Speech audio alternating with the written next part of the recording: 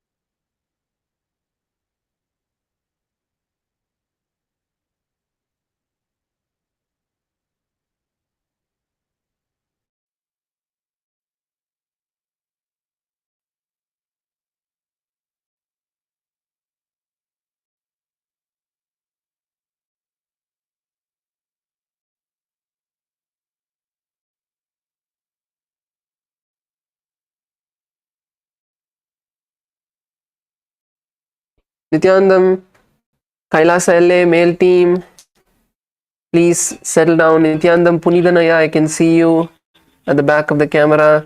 Come on, just have 1 minute before we begin. Yes. Kailasa LA, female team, Nithyanandam Ma, Jnana Lakshmi. Only you are there. No one else has joined you.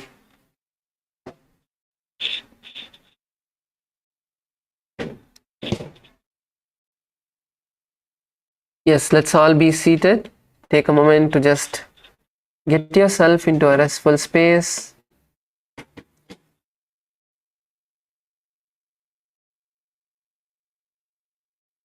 Baloya, Kailasa Malaysia, sit down.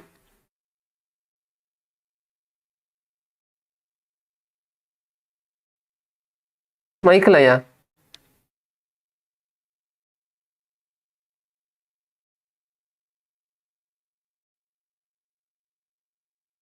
I believe he is on the way.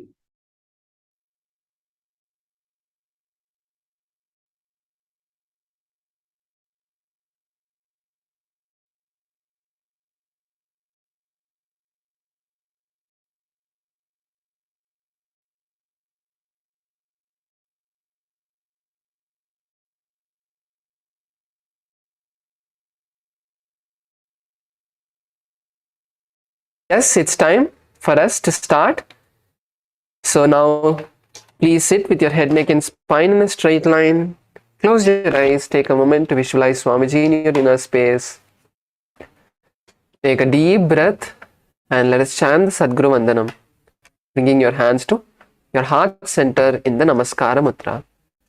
Nithyanandam Paramasukadam Kevalam Jnanamurtim Dvandvatitam Gagana Sadrisham Tattvamasyaadilaksham Ekam Nityam Vimalamachalam Sarvadi Sakshibhutam Bhavatitam Trigunarahitam Sadgurum Tam Namami. Now we'll be chanting the Shiva Mula mantra Om Ham Haum Shivaya Namaha 11 times. Internally, Nithyanandam Kailasa Salem, நம்ம வந்து இப்போ சிவமூல மந்த்ராவை 11 வாட்டி நம்ம வந்து நம்மளுக்குள்ள நம்ம மனசுக்குள்ள நம்ம வந்து உச்சரிக்க போறோம். ஓம் ஹாம் ஹௌம் சிவாய நமஹ. ஓம் ஹாம் ஹௌம் சிவாய நமஹ. ஓம் ஹாம் ஹௌம் சிவாய நமஹ. ஓம் ஹாம் ஹௌம் சிவாய நமஹ. ஓம் ஹாம் ஹௌம் சிவாய நமஹ. ஓம் ஹாம் ஹௌம் சிவாய நமஹ. ஓம் ஹாம் ஹௌம் சிவாய நமஹ. ஓம் ஹாம் ஹௌம் சிவாய நமஹ. ஓம் ஹாம் ஹௌம் சிவாய நமஹ.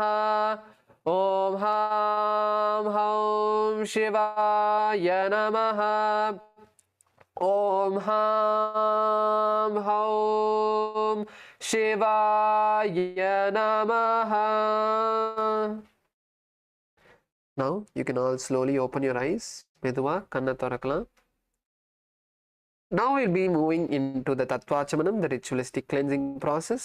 இப்போ நம்ம வந்து தத்வாச்சமனம்குள்ள நுழையலாம். நம்ம வந்து நம்மளோட பஞ்சபாத்திரம் உத்தரணியை நம்ம வந்து நம்மளுக்கு முன்னாடி கொண்டு வரலாம். நம்மளுக்கு ஒரு ஸ்பூனும் ஒரு கப்பு தண்ணியும் நம்மளுக்கு முன்னாடி கொண்டு வரலாம். Please bring your panchapatram uddharani in front of you and bring your right hand into the Gokarna mudra, bending the right index finger to the center of the palm. உங்களோட வலது ஆள்காட்டி விரலை மடக்கி இப்போ உங்க கையுக்குள்ள நீங்க வந்து ஒரு உத்தரணி தண்ணி, ஒரு ஸ்பூன் தண்ணி நீங்க ஊத்தி மந்திரம் முடிக்கும் போது நீங்க வந்து அதை வந்து கையிலேருந்து குடிச்சுக்கலாம். Please pour an uddharani now of water into the center of your palm and drink it at the end of the following mantra. We'll be doing this 3 times. Om Atma Tattvam Shodayami Swada. Please drink the water and pour another uddharani in your hands. Please pour another spoon of water into your palms. Om Vidya Tattvam Shodayami Swada. Now drink the water. Taniya kudingla. இப்போ 3வது spoon தண்ணி உங்கள் கையில் ஊற்றிக்கலாம். Please pour the 3rd spoon of water into your palms. ஓம் சிவ தத்துவம் சோதயாமி ஸ்வதா. Now you can wash your hands. கையை வந்து கழுவிக்கலாம். Now with the base of the right hand thumb, wipe the upper and lower lips twice from the right to left.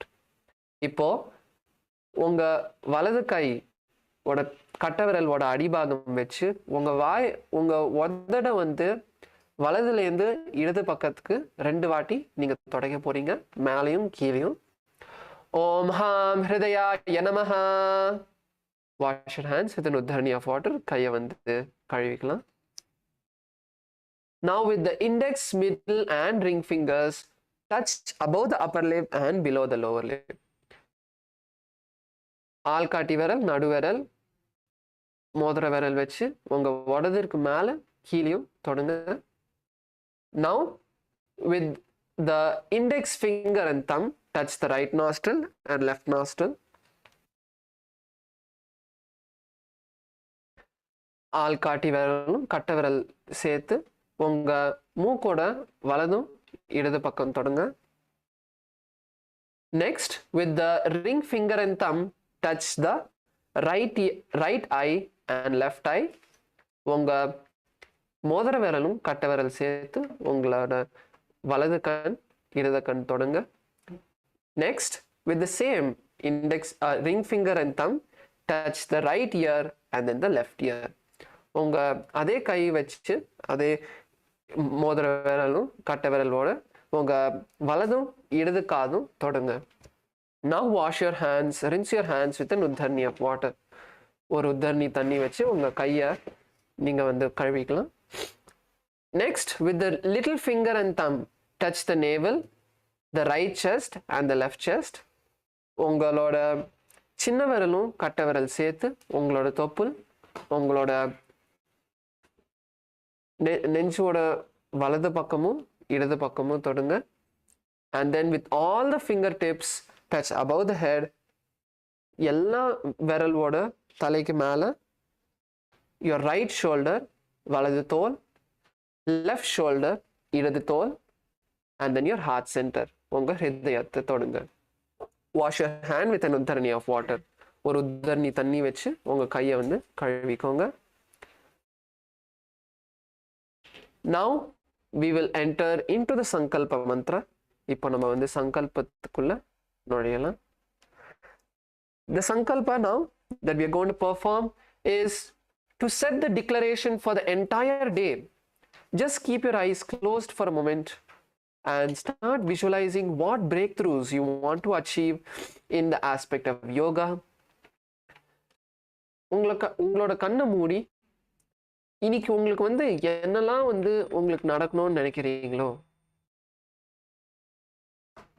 அது ஒரு நிமிஷம் அது உங்க மனசுக்குள்ள அதை பார்க்கறதுக்கு எடுத்துக்கோங்க.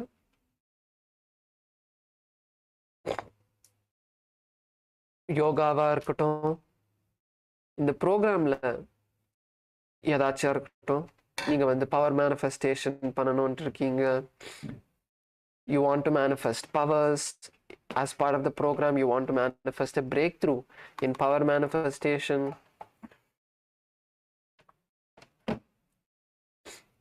Completion பண்றதுல உங்களுக்கு வந்து பிரேக் த்ரூ இருக்கணும். You want to experience a breakthrough in completion.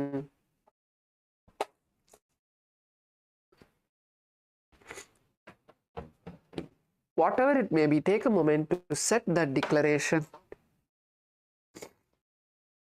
Hold that declaration inside of you. உங்களுக்கு என்னெல்லாம் நடக்கணும்னு நினைக்கிறீங்களோ அதை உங்களுக்குள்ள அதை பார்க்கறதுக்கு அது நிறைவேறணும்ட்டு அந்த சங்கல்பத்தை உங்களுக்குள்ள வச்சுக்கோங்க. Now we'll enter into the sankalpa itself. Please place your right hand on your left hand and keep both your hands on your right thigh. உங்களோட வலது கை இடது கைக்கு மேல வச்சு உங்க ரெண்டு கையுமே உங்களோட வலது தொடைக்கு மேல வச்சுக்கோங்க.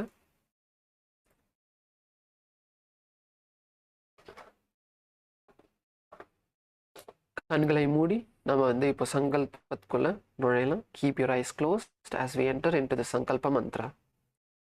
Om Mamopata Samasta Duridakshayadvara Bhagavat Shri Nithyananda Paramashiva Prityartam Shri नित्यानंदेश्वरी Paramshiva शक्ति समेत श्री नित्यानंदेश्वर परमशिव प्रीत्यर्थम च शुभे शोभने मुहूर्ते आद्य ब्राह्मणः द्वितीय परार्धे श्री श्वेतवराह कल्पे वैवस्वतमन्वन्तरे अष्टाविंशतितमे नित्ययुगे प्रथमे पादे जम्बूद्वीपे भारतवर्षे भरतखण्डे मेरोः दक्षिणे पार्श्वे शखाब्दे अस्मिन् वर्तमाने व्यवहारिके प्रभवादीनां षष्ट्याः संवत्सराणां मध्ये क्रोधिनाम संवत्सरे उत्तरायणे लक्ष्मी वेंकटेश्वर ऋतौ मीनमासे शुक्लपक्षे षष्ठ्यां शुभतिथौ गुरुवासरयुक्तायां रोहिणी नक्षत्र मृगशीर्षा नक्षत्र सौभाग्य योग कौलवकर्ण एवं गुणविशेषण विशिष्टायाम् अस्यां शुभतिथौ श्री कैलासोन्नत द्वादशांत श्यामला पीठारूढ़ श्री मीनाक्षी सुंदरेश्वर भिन्न स्वरूप परशिवपुत्र रत्नकुमार गुणमन्यतुल्यावतार श्री पार्वती स्तन्यपान लब्ध दिव्य ज्ञान विश्रुत सकल निगमागम सारभूत द्राविड वेद प्रवक्त्र श्रीमत् परमशिव करुणा समधिगत मुक्तामय चतुरश्रयान गीयमान छत्र चामर श्री चिन्ह काहलादि समस्त बिरडावल्यलंकृत ज्ञान विज्ञान चक्रवर्ती सर्वजन संग सद्यो निर्वाण दीक्षा व्याप वर्ग वर्ष विश्रान जीमूत परमत कलभ केसरी शैव सिद्धांत स्थापनाचार्य श्री राजाधिराज पांड्य महाराज गुरु क्षपन साख्यादि महांधकार निवारण ज्ञान भानु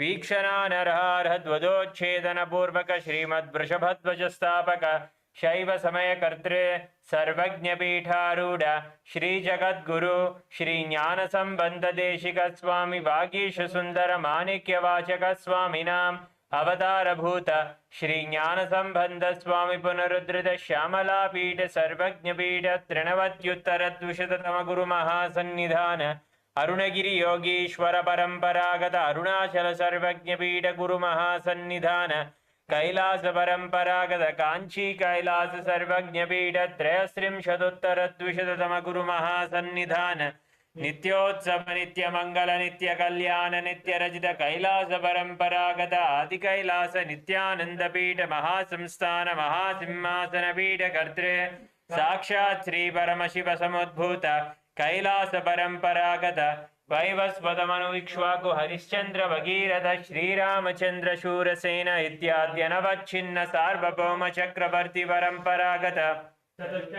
उगिनी मंडित चतुष्षष्टि संप्रदाय प्रवर्तक मनुधर्म शासन सूर्यवंश प्राप्त सर्वज्ञ पीठ सुरांगी साम्राज्य मूर्धाभिषिक्त चूड़ामणे साक्षात् श्री परमशिव समुद्भूत कपिल महागुरु पुनरुद्धृत महानिर्वाणि पीठ अष्टोत्तर सहस्र श्री महामंडलेश्वर साक्षात् श्री परमशिव समुद्भूत श्री महागणपति समारंभ अनवच्छिन्न पीठाधीश्वर गुरु परंपरा प्राप्त अटल पीठ अष्टोत्तर सहस्र श्री अटल पीठाधीश्वर धर्म मुक्ति स्वर्ग पुरस्वर्ण पीठ त्रयोविंश गुरु महासन्निधान कैलास परंपरागत आदिपीठ सर्वज्ञ पीठ जगद्गुरु श्री कैलास पुनरुद्धारक श्री कैलास परमाचार्य श्रीमद् परमहंस परिव्राजकाचार्य वर्य सच्चिदानंद प्रणव स्वरूप श्रोत्रिय ब्रह्मनिष्ठ श्रीमद् जगद्गुरु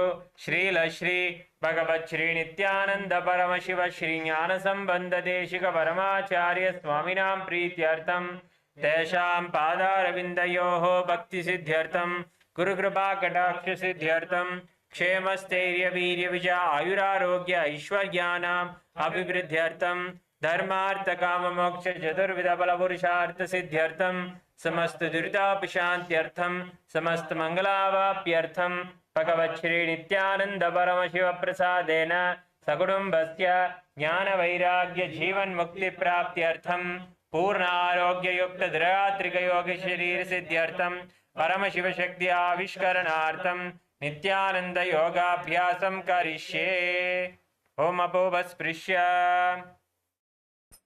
Now please take an uddharni of water and wash your hands. இப்போ ஒரு உத்தரணி தண்ணி வச்சு உங்க கையை வந்து கழுவிக்கோங்க.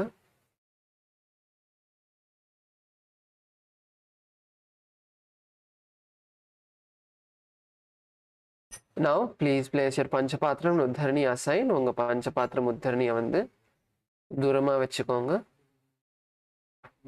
And now all of us can stand up. இப்போ எல்லாரும் நம்ம நிக்கலாம். நம்ம வந்து இப்போ skeleton dance குள்ள நுழைய போறோம். So now we are all going to perform the skeleton dance. Please stand up and take a moment to start visualizing your body as a complete skeleton.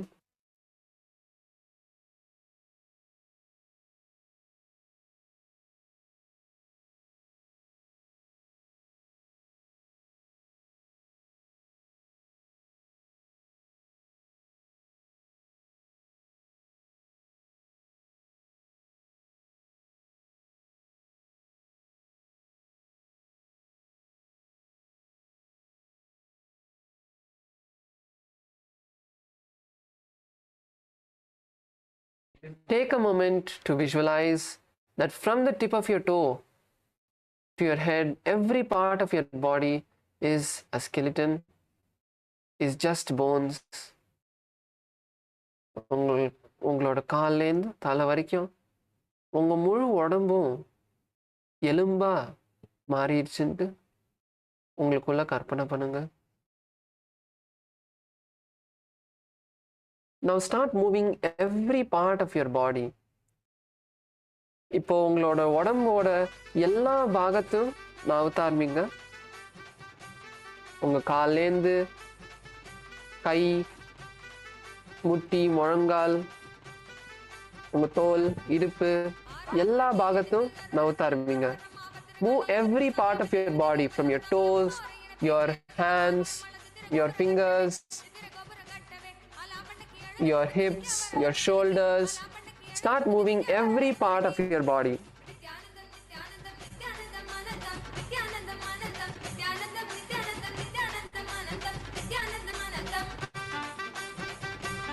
Keep it wild. Keep it without any pattern. There should be no pattern in the way you move your body. உங்க உடம்பு நவுத்துறதுல எந்த விதமான ஒரு pattern இருக்கக்கூடாது. நீங்க ஆடல, உங்க உடம்ப ஆட்டுறீங்க. உங்க கை ஒரு பக்கம் நவருது, உங்க கால் ஒரு பக்கம் நவருது, உங்க கழுத்து ஒரு பக்கம் நவருது. எல்லாம் ஒரு பக்கமா அது பாட்டுக்கு நவருது.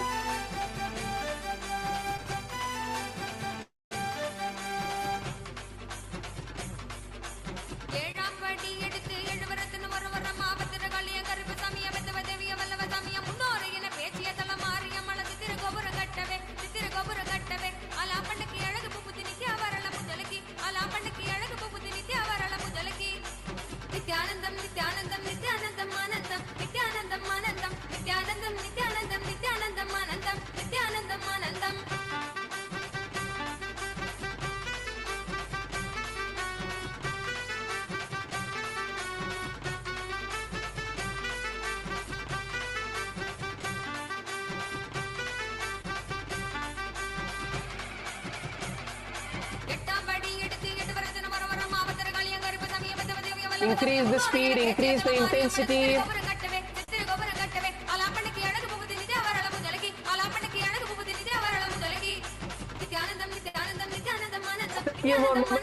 சில நிமிஷம் தான் இருக்கு.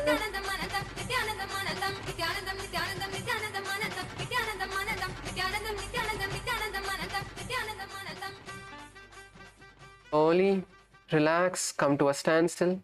மெதுவா உங்க உடம்ப நிறுத்துங்க. அப்படியே நில்லுங்க ஒரு நிமிஷம். Just take a moment to completely relax. Stand still. Just feel the energy throughout your body flowing.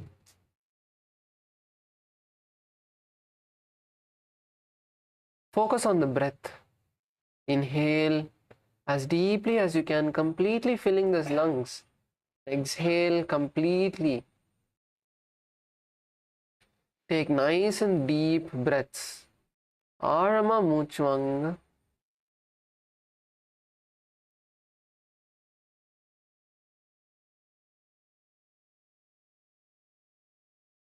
Your heart beating, the energy moving all over your body.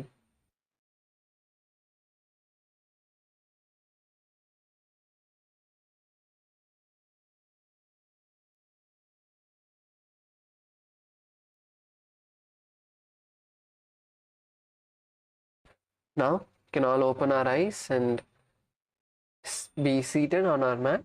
இப்போ நம்ம கண்ணை திறந்து நம்ம உட்காந்துக்கலாம். So yes,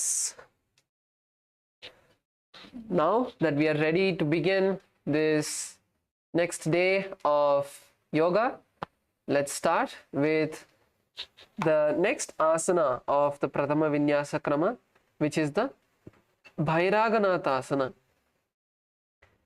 So in Bhairaganatha asana, now first come onto your hands and legs. இப்போ நம்ம பைராகநாத் ஆசனா பண்ண போறோம். உங்களோட கையும் காலுக்கு மேல வாங்க.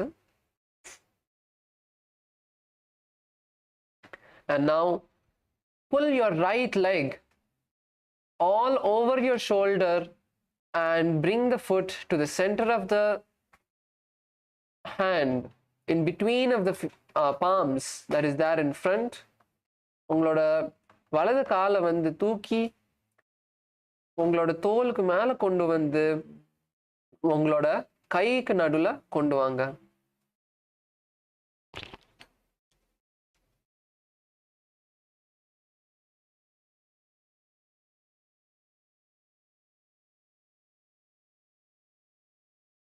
and now push your hips forward. உங்களோட இடுப்பை வந்து கீழே கொண்டு வாங்க. ஸோ முட்டி தரை தொடாம நீங்க வந்து எவ்வளோ முடியுமோ உங்களோட உடம்ப கீழே தள்ளுங்க. Push your body down and bring the stretch. It's not about being in the plank position in this asana. It's about pushing your hips down and bringing that nice stretch in your inner thighs, in your legs, and look up. So உங்களோட உடம்ப வந்து நல்லா கீழே தள்ளுங்க. இந்த ஆசனாவோட மெயினா என்னன்னா நம்ம உடம்ப கீழே தள்ளி அந்த ஸ்ட்ரெச் நம்ம கால்ல நம்ம அந்த ஸ்ட்ரெச்சை கொண்டு வரோம். உங்க தலையை வந்து மேலே தூக்குங்க. Lift your head up. If you feel it's difficult to do it without keeping your knees on the ground, you can keep the knee which is there behind on the ground. உங்களுக்கு வந்து பண்றதுக்கு ரொம்ப கஷ்டமா இருக்குன்னா நீங்க வந்து பின்னாடி கால் இருக்கிற முட்டியை வந்து நீங்க தரையில வச்சுக்கலாம். உடம்ப வந்து நல்லா மேலே தள்ளுங்க. Push yourself nicely up. Look up. Bring your head up. Yes, that's good. Kailasa, Malaysia, that's good. Female team, that's good. Yes, Kailasa, Salem, good. LA, male team, that's good. Yes. So in this asana, visualize Lord Kala Bhairava in your inner space. உங்க மனசுக்குள்ள நீங்க வந்து கால பைரவனை பாவனம் பண்ணுங்க. And gaze to your third eye. உங்களோட கண்ணு ரெண்டுமே உங்களோட மூன்றாம் கண் பார்த்த மாதிரி கொண்டு வாங்க. And from this asana, the japa is the pranayama is changing to the rechaka kumbhaka. இந்த ஆசனாலேருந்து நம்ம வந்து ரேச்சக கும்பகா பண்ண போறோம். So rechaka kumbhaka is where you inhale, completely exhale, emptying the lungs and hold the breath. Hold the lungs empty as long as you can and then inhale when you can't hold on anymore. So ரேச்சக kumbhaka நம்ம வந்து மூச்சு உள்வாங்கி வெளியே விட்டதுக்கப்புறம் நம்மளால எவ்வளோ நேரம் நம்மளால மூச்சை வந்து உள்வாங்காம நம்மளால எவ்வளோ நேரம் நம்ம மூக்கை வந்து பிடிக்க முடியுதோ, நம்ம மூச்சை வந்து பிடிக்க முடியுதோ அவ்வளோ நேரம் பிடிச்சிட்டு எப்போ நம்மளால முடியலையோ திருப்பியும் வந்து மூச்சை வந்து உள்வாங்கலாம். ஸோ அதுதான் ரேச்சக kumbhaka. And continue to hold the japa internally of Sadashivoham. आसन को गुण पीठी जाए. Relax பண்ணிக்கலாம். Yes, that's good. And now let's perform on the opposite side. இன்னொரு பக்கத்துல இப்ப பண்ணலாம்.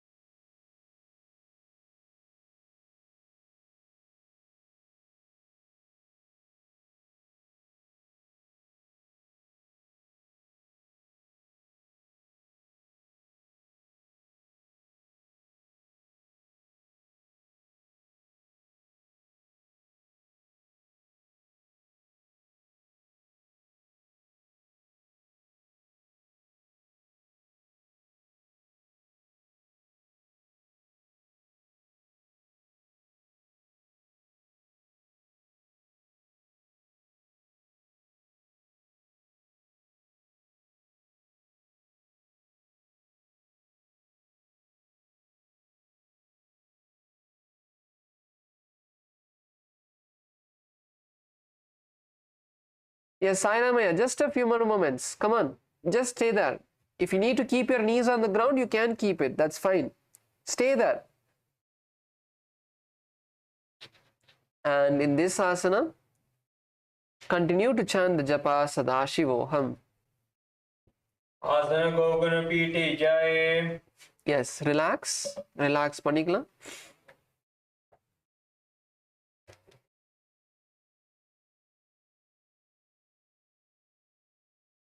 Now we move into the next asana, which is Unmukha Pitasana.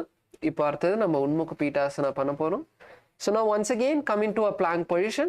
மறுபடியும் நம்மளோட கையும் காலுக்கு மேல வரலாம். Now bend the elbow and bring the forearm to the mat. உங்களோட முழங்கால் மடக்கி உங்களோட கையை வந்து தரைக்கு கொண்டு வாங்க. So come into this position and try to walk your feet a bit forward and bring the heels to the ground.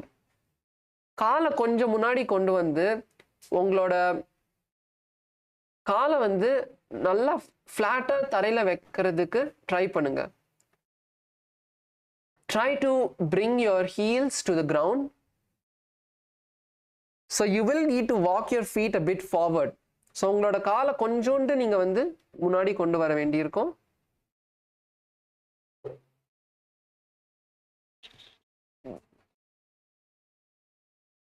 தேவிமா உங்களோட கையை வந்து கீழே கொண்டு வரணுமா? நீங்க கைக்கு மேல இருக்கீங்க. உங்களோட forearm வந்து தரையில இருக்கணும். Yes. Imamaya, for you also, bring your forearms to the mat. You're balancing, you're keeping your hands on the mat. You need to also bend your elbow and bring your forearm to the mat. Yes, that's good. Keep your head up. Keep your head up. தலைய வந்து மேல தூக்கி வச்சுக்கோங்க. And in this asana, visualize Swamiji in your inner space and continue to chant the japa Sadashivoham. Come on, lift. Just a few more moments.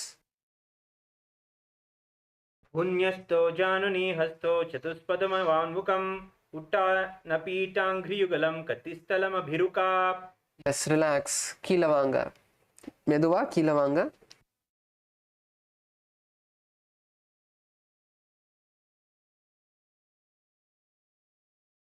And now we move into the next asana, which is Vashishthasana.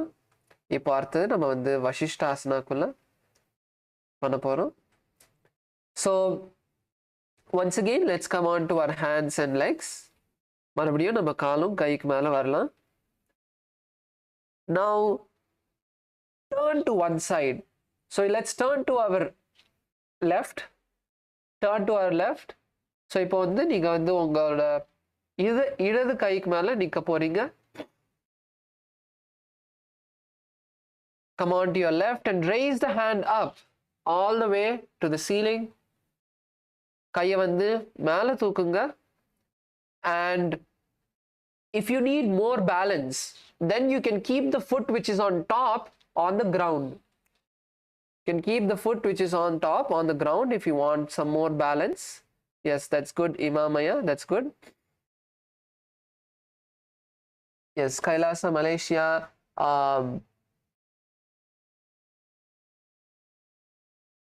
Ma yoga Rupini, can you bring your hips down? Bring your hips down. Yes, that's good. Oh, yes, even Ma Govinda Priya, bring your hips down.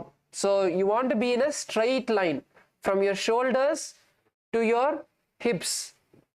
Try to keep one straight line.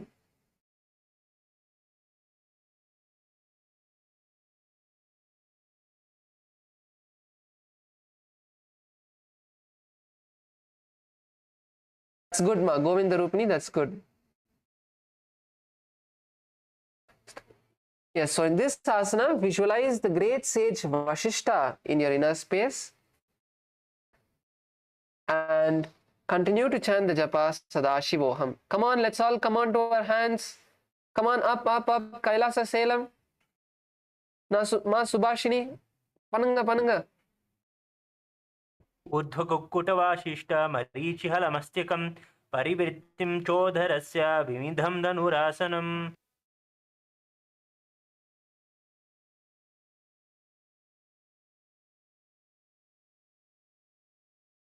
Yes. Now you can take a moment to relax your hand, and now let's move on to the opposite side of Vashishtasana. இப்போ நம்ம வந்து வசிஷ்டாசனால opposite side நம்ம பண்ண போகிறோம். So போன வாட்டி இடது கை மேலே பண்ணணும், இந்த வாட்டி வலது கை மேலே பண்ணலாம். So once again come on to your hands and knees.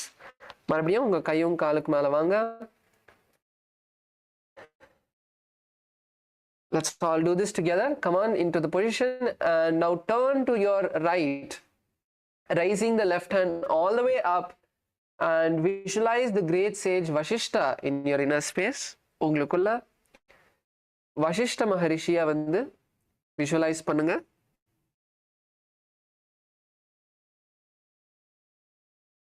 And try to keep your hips up as much as you can. Yes, Kailasa LA female team, that's good. So in this asana, continue to do the japa of Sadashivoham.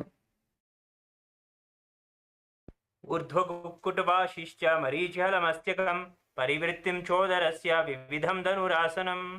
Yes, relax, come down. Relax, come down and come to a seated position with your legs stretched. உட்காந்துக்கோங்க, காலை வந்து நீட்டிட்டு உட்காந்துக்கோங்க.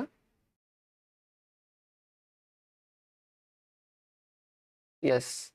So now we move into the next asana, which is Anjani asana.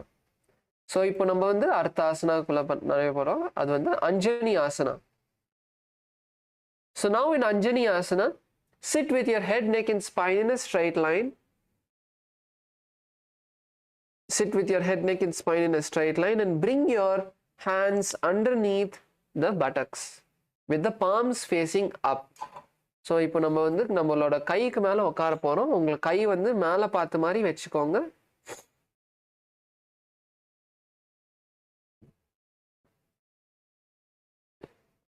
Yes, Nithyanandam, Harsha, Nithyanandam, yes. So you can continue from where we are. We are now performing Anjani asana. So sit with your hands underneath your buttocks with the palms facing up. Keep your elbows straight. உங்களோட முழங்கால வந்து நேரா வெச்சுக்கோங்க, மடக்காம வெச்சுக்கோங்க.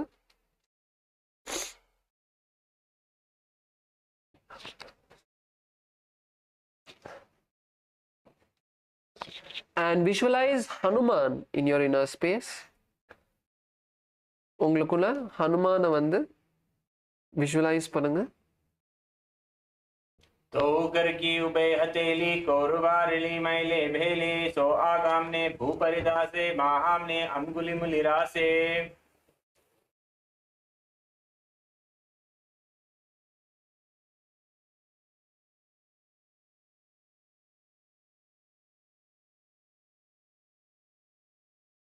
Yes, now we move into the next asana.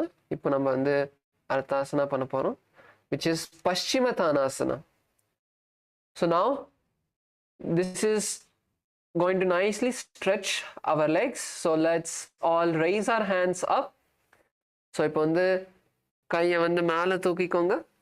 Take a nice and deep breath. And now when you exhale, slowly go down all the way, pulling yourself forward. உங்களோட நீங்க வந்து மெதுவா நீங்க வந்து மூச்சை வெளியே விடும்போது கீழே வந்து உங்களோட இடுப்பை வந்து நீங்க வளைச்சு உங்களோட உடம்ப வந்து நீங்க முன்னாடி இழுக்க போறீங்க. ஜஸ்ட் தலைய வந்து முட்டிக்கு கொண்டு வர்றது மட்டும் இல்ல, உங்களோட உடம்ப வந்து இடுப்புலேருந்து நல்லா முன்னாடி தள்ளி கீழே போங்க. Push yourself forward and go down. Not just bending your back, but all the way from your hips, push yourself forward. So we can also get into the partners for this. We can pair up for this, so that one person can go behind your back and give you a gentle push forward. So let's all pair up. Kailasa Malaysia, Kailasa LA, male and female team, you can pair up.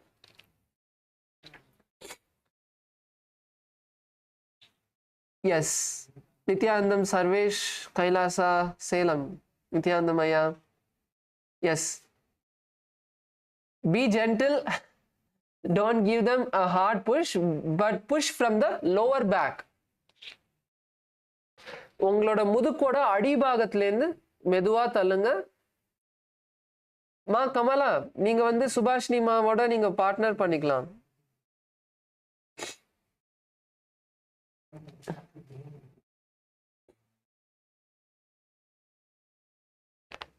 Yes.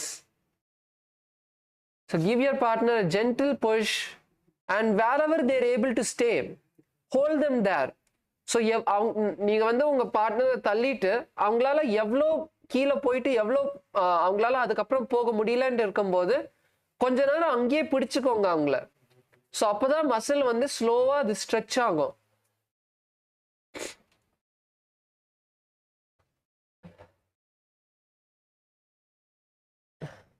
Come on, stay there. Stay in the position. Don't rise up. Kailasa Malaysia female team. Keep going.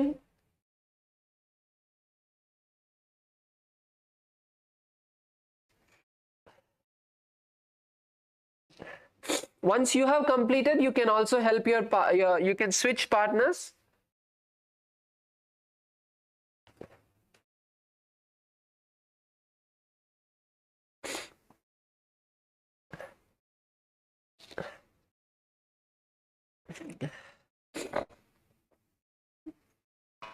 So slowly keep staying there. Allow yourself to become comfortable. இந்த பொசிஷன்ல நீங்க வந்து உங்க உடம்ப வந்து நீங்க நல்லா கம்ஃபர்டபுளா ஆக்கணும். நீங்க நல்லா எப்படி காலை நீட்டிட்டு உக்காந்துட்டு இருக்கீங்களோ அதே மாதிரி நீங்க முன்னாடி உங்க உடம்ப வந்து கீழே வளைச்சு கூட அதே மாதிரி இருக்கணும். So let's stay here for a few more moments.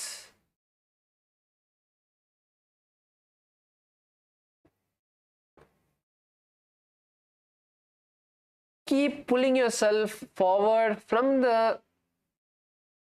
hips. உங்க இடுப்புலேருந்து நீங்க வந்து உடம்ப வளைக்கணும். ஜஸ்ட் முதுக்கு மட்டும் வளைக்காம நல்லா இடுப்புலேருந்து உங்க உடம்ப முன்னாடி தள்ளுங்க. And don't bend your knees. முட்டியை வந்து மடக்காம வச்சுக்கோங்க. How much ever you're able to do, stay there. Push yourself forward and stay there.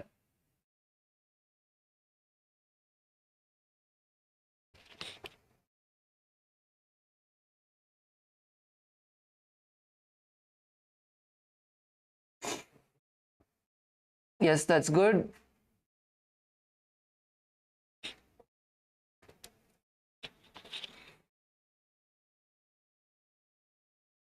Just a few more moments. Stay there. Allow yourself to become comfortable with the position. Yes, that's good. Male team, LA male team, that's good.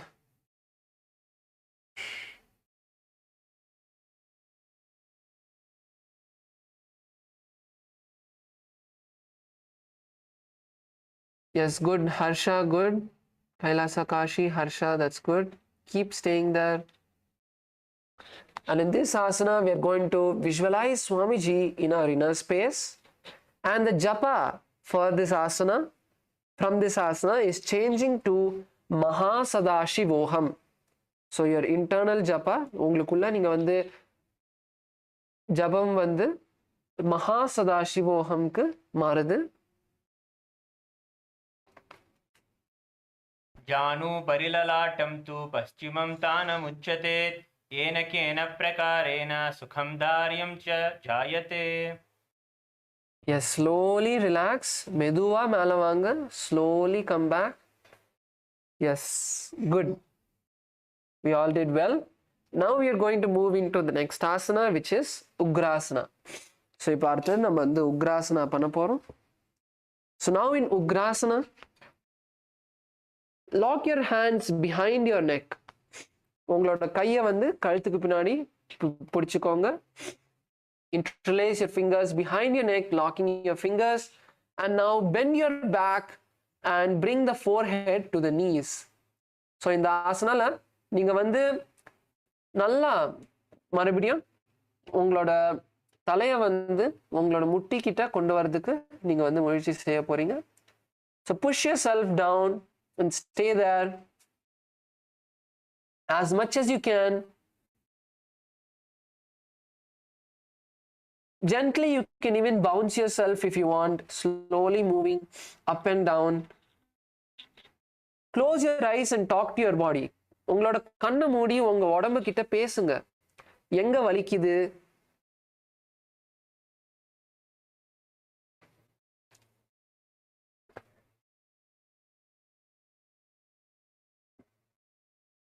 And breathe in and out deeply. Balvaya, don't bend your knees. Keep your knees straight. How much ever you're able to do, that's fine. But keep your knees straight.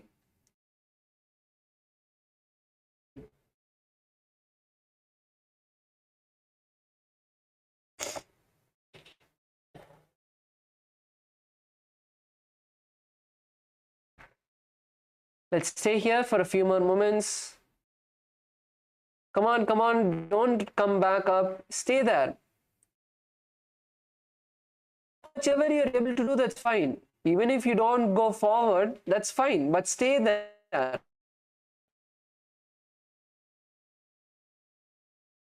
Keep your body in that position. It may be uncomfortable, but break this resistance. ஒரு மாதிரி வலிக்கிற மாதிரி இருக்கும், உங்க மனசு வந்து இல்ல போதும்னு சொல்லும், அதெல்லாம் உடையுங்க. அதுதான் நம்ம வந்து இந்த யோகால அந்த வில் பர்சிஸ்டன்ஸ்ன்னு சொல்லி நம்ம வந்து நம்ம சொல்றது தான் நம்ம உடம்பு கேட்கணும், நம்ம உடம்பு சொல்றது நம்ம கேட்க கூடாது. நீங்க வந்து உங்க உடம்ப வந்து இருக்க முடியுமோ அங்கேயே போய் இருங்க. நீங்க வந்து இன்னைக்கே பண்ணணும்ட்டு இல்லை, பட் அங்கேயே பிடிச்சுக்கோங்க உங்க உடம்ப. அது மெதுவா ஸ்ட்ரெச் ஆகட்டும். Push yourself forward and stay there as much as you can. Even if you're not going further, that's fine. But stay wherever you are down. How much ever you're able to go, stay there. Just a few more moments.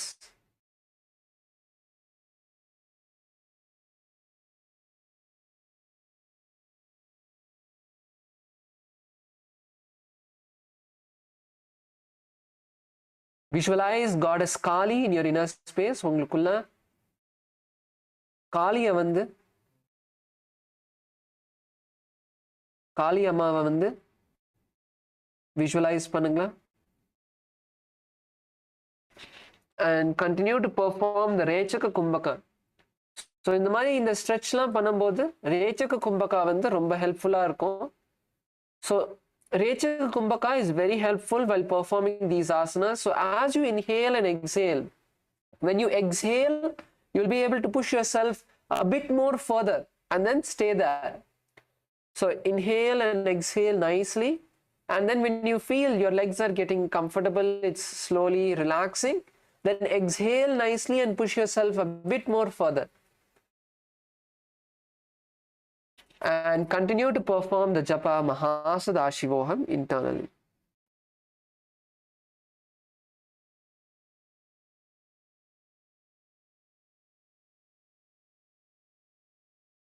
Yes, that's good. All of us can slowly come back up.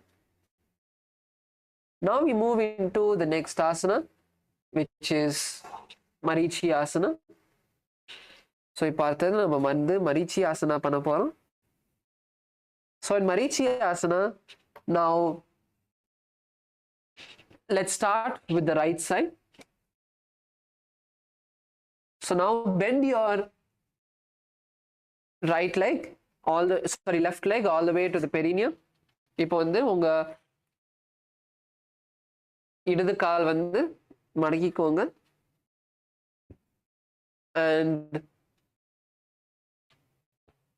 now once you have bent your left leg, wrap your left hand around the left knee.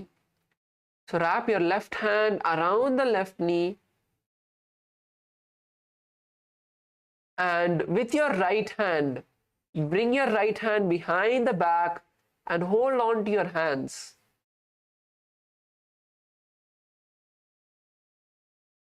Yes.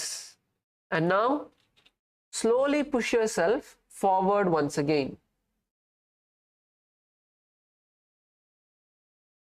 So இப்போ வந்து உங்களோட கையை வந்து உங்களோட இடது கால் வந்து மடக்கி இடது கை வச்சு உங்களோட இடது கால் வந்து நீங்க வந்து சுத்த போறீங்க வெளியே. ஸோ வெளியே பக்கமா சுத்திட்டு உங்களுக்கு கைக்கு முன்னாடி முதுகுக்கு பின்னாடி கொண்டு வருவீங்க. அதே நேரத்தில் உங்களோட வலது கையும் நீங்க வந்து உங்க முதுகுக்கு பின்னாடி கொண்டு வந்து கையை வந்து பிடிக்க பாருங்க. ஸோ ரெண்டு கையுமே பிடிக்க பாருங்க.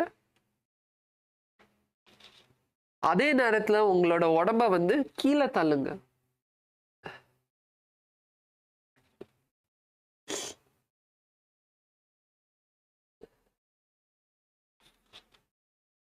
So in this asana, visualize the sage Marichi. You can visualize a sage in your inner space.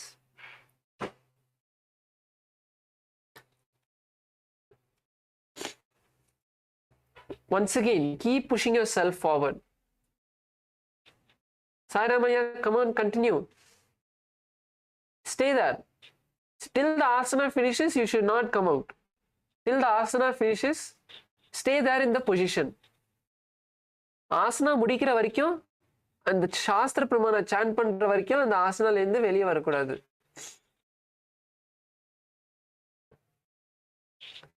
And continue to chant the japa Mahasadaashivoham. Tanapadam krauncha parichim veerabhadragam natarajam trigonancha suttangashta prasarane. Yes, relax. You can lower the knee to the ground. முட்டியை வந்து தரைக்கு கொண்டு வாங்க.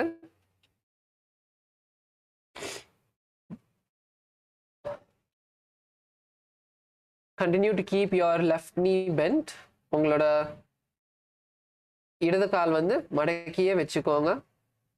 And now we are going to move into Mahamudrasana. So இப்போ அடுத்தது நம்ம Mahamudrasana பண்ண போறோம். Now once again, inhale, take a deep breath. And as you exhale, lean forward and down, bringing your forehead down and your hands to your feet. இப்போ மறுபடியும் நல்லா மூச்சு வாங்கி வெளியே விடும்போது உங்க இடுப்புலேருந்து நல்லா கீழே வந்து உங்க உடம்ப வந்து நல்லா வளைச்சு கீழே கொண்டு வாங்க. கையை வந்து எவ்வளோ முன்னாடி கொண்டு வர முடியுமோ உங்க கால் கிட்ட உங்க முட்டி கிட்ட தான் வைக்க முடியும்னா, கையை வந்து முட்டியை தான் பிடிக்க முடியும்னா அங்க இருங்க. இல்ல காலை வந்து பிடிக்க முடியும்னா காலை வந்து பிடிங்க. எங்க உங்களால நான் எவ்வளவு உங்க உடம்ப வந்து தள்ள முடியுமோ அங்க போய் பிடிச்சுக்கோங்க.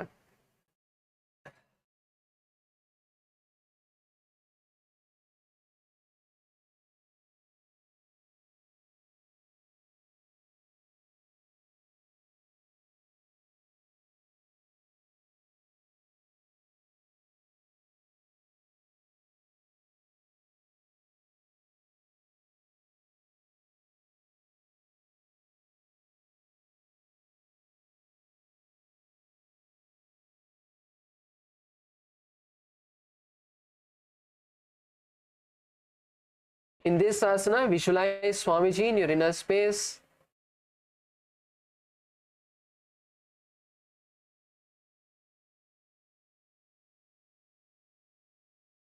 And continue to chant the japa Mahasadaashivoham.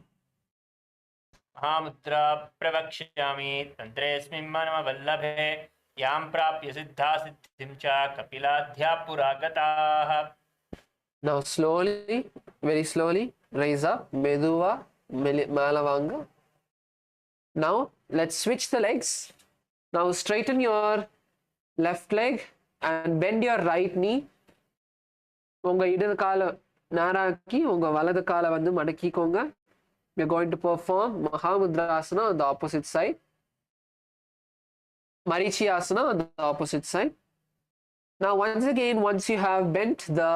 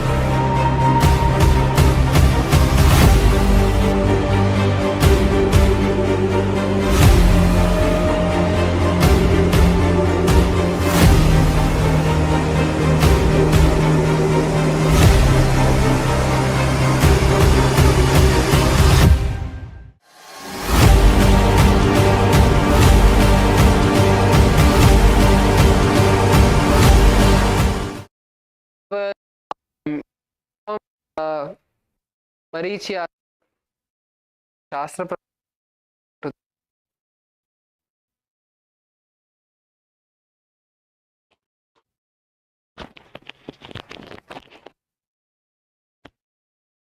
तानपादं क्रौञ्चं च मरीचिं वीरभद्रकं नटराजं त्रिकोणं च सुप्ताङ्गष्टप्रसारणे. Yes. Now let's move into the next asana, Mahamudrasana. So lower the right leg onto the ground, and now let us take a deep breath as we raise our hands all the way up and lower ourself onto the leg. இப்போ திருப்பியும் நம்ம வந்து நம்மளோட காலை வந்து கீழே கொண்டு வந்துட்டு அதுக்கப்புறம் நல்லா ஒரு ஆழமா மூச்சு உள்வாங்கி உங்க இடுப்புலேருந்து நல்லா கீழே வளையுங்க. வளைச்சு உங்க கையை எவ்வளோ தூரமா உங்களால கொண்டு போக முடியுமோ கொண்டு போய் அங்கேயே பிடிங்க. அங்கேயே பிடிச்சுக்கோங்க கொஞ்ச நேரம். Pull yourself forward, stay there for a few moments now.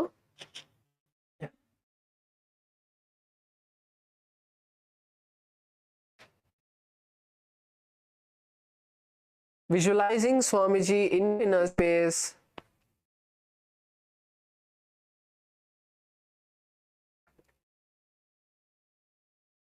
Allow your muscles to slowly stretch. உங்களுக்குள்ள சுவாமிஜியை வந்து visualize பண்ணுங்க. Harshaya, don't bend your knees. Keep your knees straight. Keep your knees straight. How much ever you're able to bend forward without bending your knees, go forward. Yes, good. Kailasa LA male team, that's good. Kailasa Salem. Ma Sudarshini ma, Sarvesh எங்க போயிட்டான்?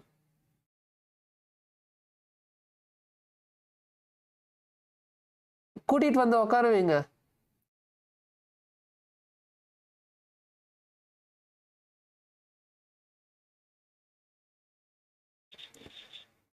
Come on, stay there. Pull yourself forward. நல்லா உங்க வந்து கீழே முன்னாடி இழுங்க, கொண்டு வாங்க.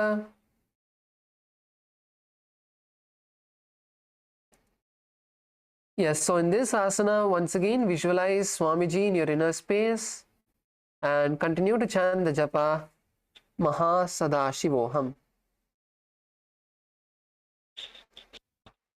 मम महामुद्रा प्रवक्ष्यामि तन्त्रेऽस्मिन् मम वल्लभे यां प्राप्य सिद्धा सिद्धिं च कपिलाद्याः पुरागताः. Yes, that's good. Kailasa LA female team, actually the hall volunteer, can you zoom into the camera a bit more? Can you zoom in a bit more? I'm not able to see the participants in close-up. Like the team is good, the female team is really small each. I'm not able to see them clearly. Yes, so let's move on to the next asana as we come into Bhadrasana 2. So now bring your balls together. இப்போ வந்து உங்க காலை வந்து சேர்த்து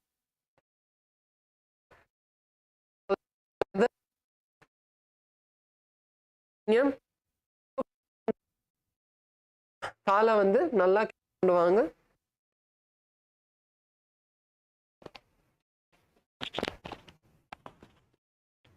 And now hold the feet with all the fingers. எல்லா விரல் வச்சு உங்க காலை வந்து நல்லா பிடிச்சுக்கோங்க.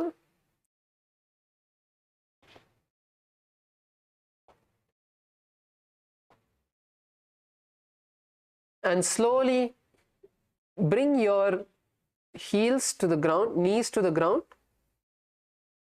Bring your knees to the ground.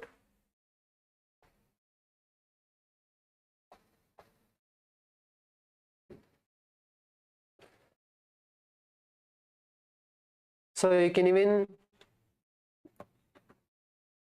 just bounce your legs if you want.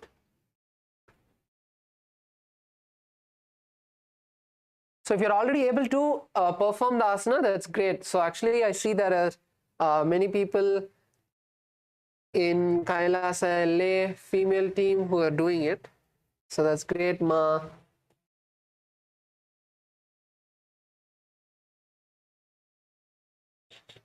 Jnana Yogini, and good Kailasa Salem. That's good.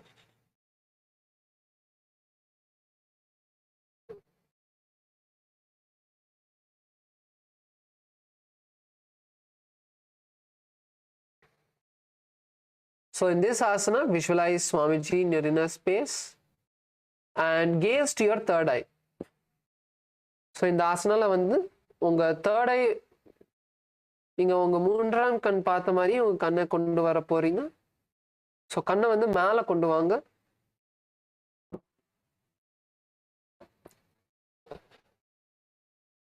And continue to chant the japa Mahasadaशिवोहम. Gulpo tu vishanasyadah sivanyah parshvayoh kshipet padaparshve tu panipyam drudam bhadvasu nischalam. Yes. Now continue to keep your legs in the same position and move it a bit forward, maybe just a few inches forward, 2-3 inches forward, and bring your hands onto your knees. Bring your hands onto your knees and now gently push your knees down. So இப்போ நம்ம வந்து குவாலிபாவாசனா பண்ண போறோம்.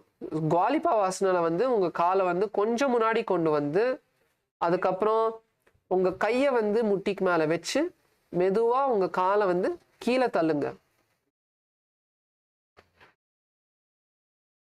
மெதுவா கீழே தள்ளுங்க.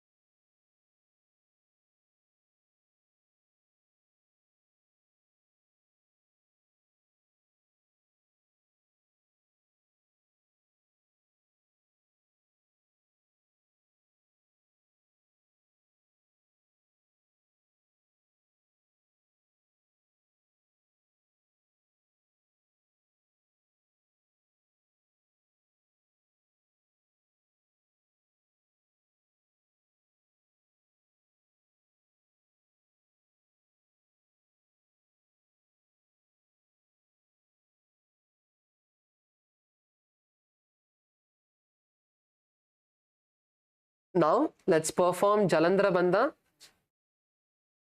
Lock your chin to the chest. இப்போ வந்து நம்ம Jalandhara Bandha பண்ண போறோம். உங்க கழுத்தை வந்து உங்க தலையை வந்து நல்லா கீழே கொண்டு வந்து உங்க கழுத்தை வந்து மடக்கி உங்க சின்ன வந்து உங்க நெஞ்சுக்கிட்ட கொண்டு வர போறீங்க.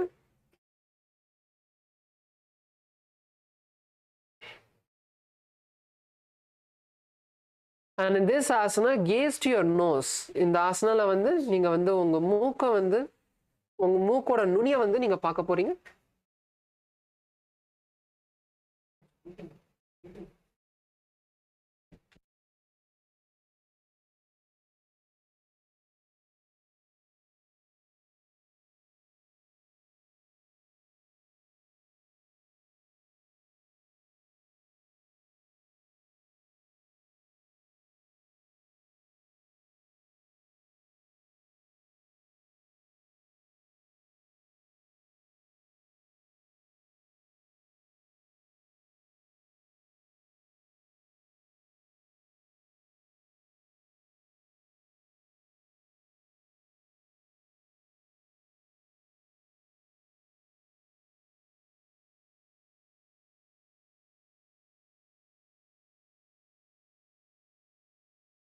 And in this asana, continue to perform the japa of Mahasadaशिवोहम. पूर्वचरपट चोक कहोय सोई वाही वीदियो कीजी सोई यामे येडे भिन्म जुरासे अंगुल आत अंतरो रासे. Yes. Now you can relax your neck. Continue to stay in the same position. உங்க கழுத்தை வந்து நீங்க ரிலாக்ஸ் பண்ணிக்கலாம். ஆனா அதே பொசிஷன்ல இருங்க. So இப்போ வந்து we are moving into the next asana, Joni asana. So இப்போ அடுத்து நம்ம ஜோனி ஆசனா பண்ண போறோம். ஸோ இப்போ வந்து உங்கள் காலை வந்து திருப்பியும் நல்லா கிட்ட கொண்டு வாங்க. Once again, bring your legs nice and close to yourself and now stretch your hands forward and lean down.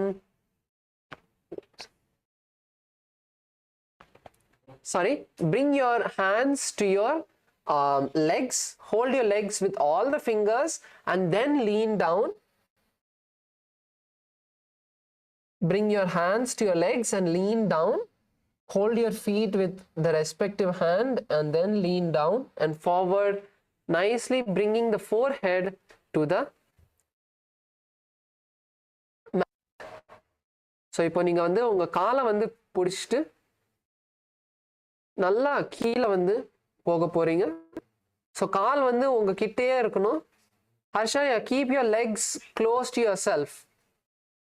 So keep your legs close to yourself, not far away. So keep your legs nice and close. Bring it closer. Yes, yes, that's right. And now go down. Yes, that's right.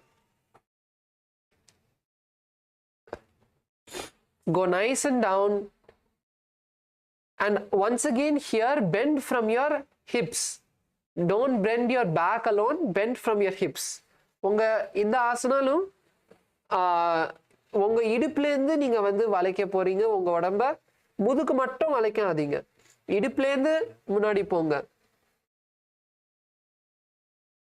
S, good. Kailasa Salem, ஸ்வேதாமா, கமலாமா,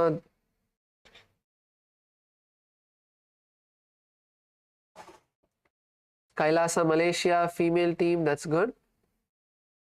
Baluya, great. You're already able to perform the asana fully. Good. Kailasa LA male team, that's good. In this asana, visualize the yoni mandala in your inner space. Kailasa LA female team, that's good.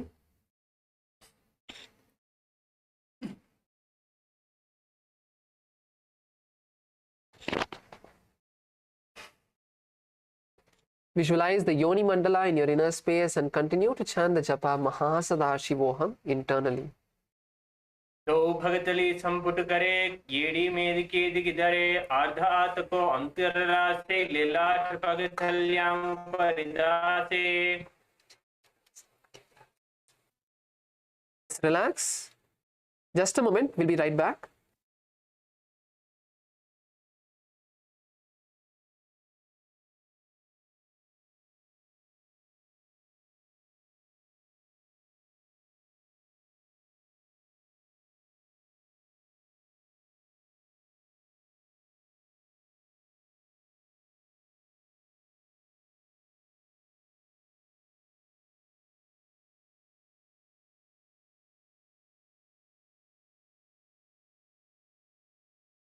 Yes, we are back. So yes, now let's move into the next asana, which is Midaki Pavasana. So now in Midaki Pavasana, bring your legs forward. So bring your legs about a foot forward. So in this asana, you're going to stretch your hands to the side and bring the forehead to the heels. So இந்த ஆசனால வந்து உங்க நெத்தியை வந்து காலுக்கு மேலே கொண்டு வர போறீங்க. முடிஞ்சா தரைக்கும் கொண்டு வரலாம், உங்க காலுக்கு பின்னாடி தரையிலையும் கொண்டு வரலாம். So now once again lean forward and down, bringing your forehead all the way down, all the way forward. Good. Kailasa LA female team, that's good. Bring your hands to the ground. Baloya, bring your hands to the ground. Keep your elbows straight. Keep your elbows straight.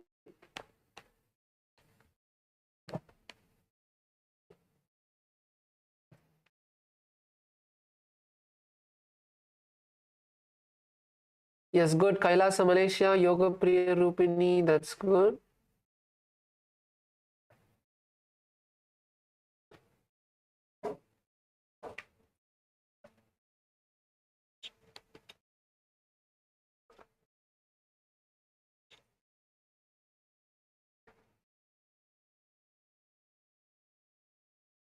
Good, ma Paramashantini, that's good.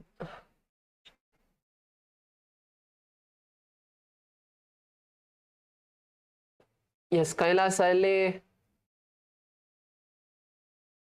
male team, that's good.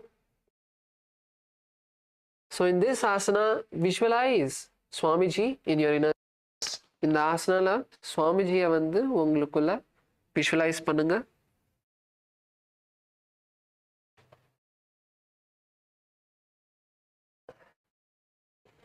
And continue to chant the japa Mahasadaशिवोहम internally. पूर्व विधि परिभगतली संपुट 16 येडिमिलिरासे एद्यासु माहिली कानि अंगुलदो अंतर लिलात धगति लगावे. Yes, continue to stay in the same position. Continue to just stay in the same position, and now bring your hands underneath the calves. Bring your hands underneath the calves. Keep your legs in the same position. You can raise up. You can raise up. But continue to keep your legs in the same position. நீங்க மேல வரலாம், கால அதே பொசிஷன்ல வெச்சுக்கோங்க. Now insert your hands underneath the calves and once again lower your body down. So this is Siddha Samadhi Asana. So இதான் வந்து Siddha Samadhi Asana. So உங்களால இந்த மாதிரி பண்ண முடிஞ்சதுன்னா, if you are able to perform like this, then you can pull your legs even more back. You can bring your legs even more back and bring your toes to touch behind your neck. So that is the complete asana. Bringing the toes nice and back and your legs nice and back, and your toes should touch your neck. So in the asana, fulla in the asana actually எப்படி பண்ணணும்னா, உங்க கால் வந்து நல்லா பின்னாடி கொண்டு வந்து உங்க கால் விரல் வந்து உங்க கழுத்துக்கு பின்னாடி தொடணும். ஸோ நான் ஒரு ஃபர்ஸ்ட் கொஞ்சம் ஈஸியான வேரியேஷன் தந்தேன். So you can all perform which ever variation is easier for you. Just keeping the hands under and bringing your forehead to the heels, if that's easier. If you're able to perform that, you can bring your legs even more further back and bring the toes behind the neck.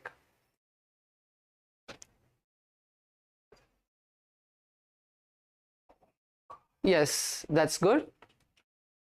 Let's all stay here for a few moments.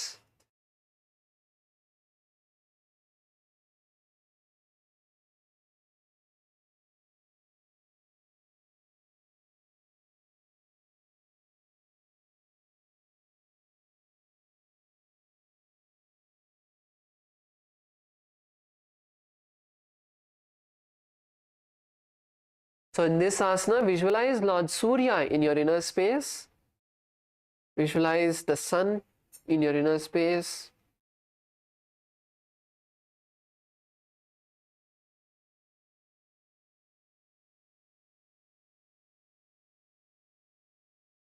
And continue to chant the japa Mahasadaशिवोहम.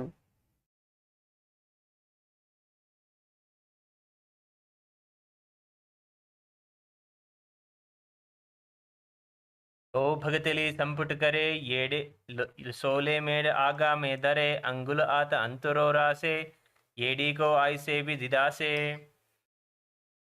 Yes. Now continue to keep your legs in the same position and you can raise up. உங்க கால் வந்து அதே பொசிஷன்ல வச்சிட்டு நீங்க மேல வரலாம். So now the next asana is Chiniki Pavasana. So அடுத்தது நம்ம வந்து சினிக்கி பவாசனா பண்ண போகிறோம்.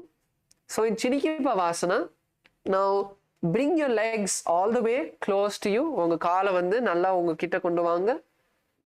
And open your legs like a book.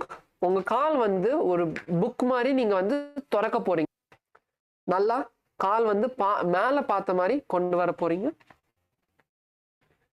So there are a few variations for this.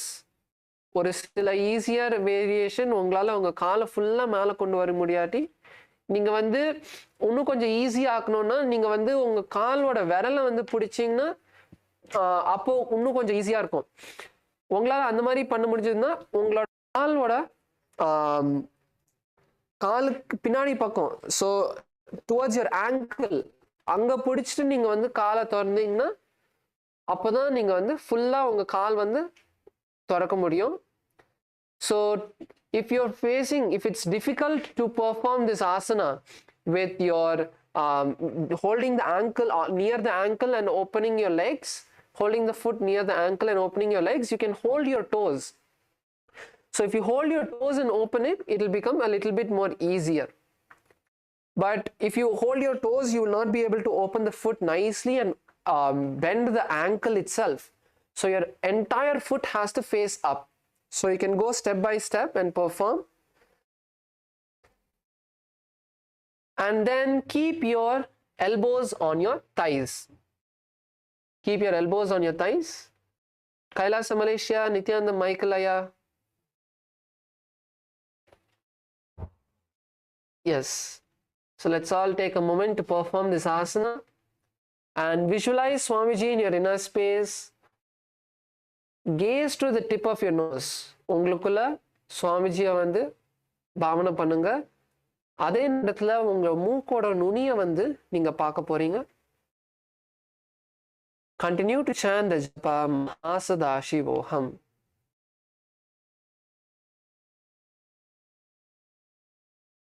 तो पग की एड़ी धरती मगिवा मेढ लगावे भगतली माहिली कौर अंगूठा की साधु सुधेरा जारे. Yes. Slowly come back up. மெதுவா நீங்க காலை வந்து ரிலாக்ஸ் பண்ணலாம். And now we move into Charapata Chokasana.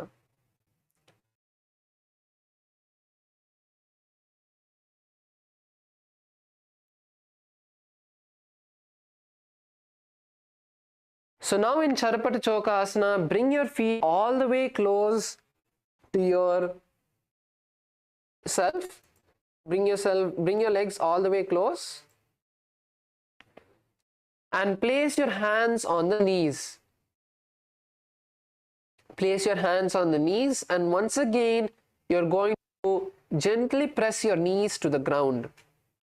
This is Charapata Chokasana.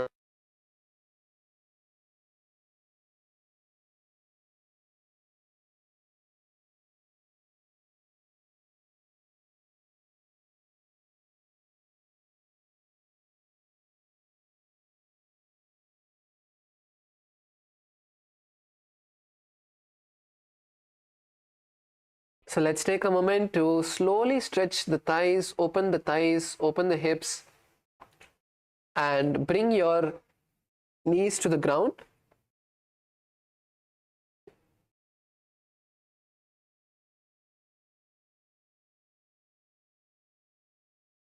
Yes, good. Kailasa Salem, good. Kailasa Malaysia, that's good. LA female team, that's good. So in this asana, visualize Swamiji in your inner space. And we are also going to perform the Uddiyana Bandha in this asana. So in the asana la வந்து நம்ம Uddiyana Bandhaவும் பண்ண போறோம். So நீங்க வந்து மூச்சு வந்து திருப்பியும் உள்ள இழுத்து வெளிய நல்லா உள்ளியும் மேல கொண்டு வர போறீங்க. So when you perform the Uddiyana Bandha, once you inhale and exhale completely, pull the stomach nice and in and up.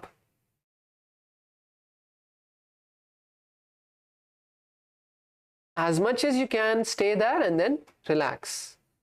And then you can inhale again. So keep performing it at the end of every breath. And continue to chant Japa Mahasadashivoham internally.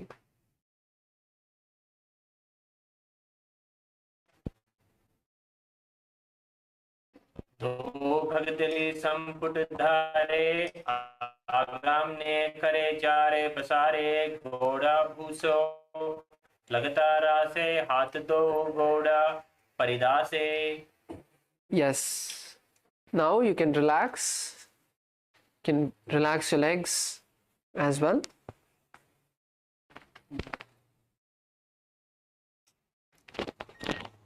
So now we move into the last asana for today, which is Bhairavasana. So now in Bhairavasana, we'll first show you how to perform Bhairavasana.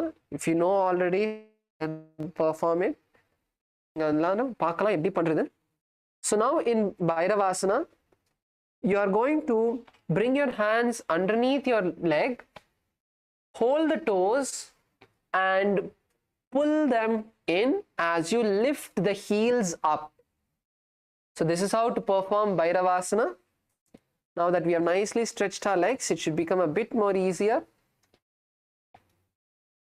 And then bring your heels all the way up and keep your knees down. So this is Bhairavasana.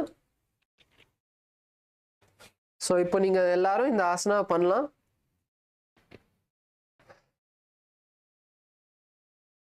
எவ்வளோ உங்களால பண்ண முடியுமோ நீங்க பண்ணலாம். Good. கைலாச சேலம் ஸ்வேதாமா சூப்பரா பண்றீங்க.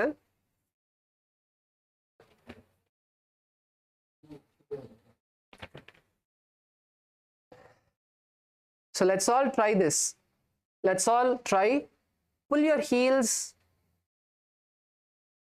Yes, good. Punitha Naya, that's good. Focus on pulling your heels. You don't need to keep your hands in Bindu Mudra for now. Focus on pulling your heels up and your toes in. Bring your hands underneath your legs and pull your legs.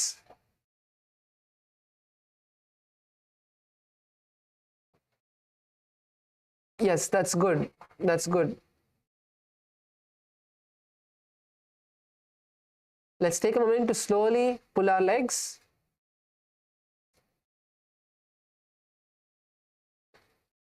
Good. Yoga Priya Rupini, Kailasa, Malaysia. That's good, Ma. That's good. Ma ZE, that's good.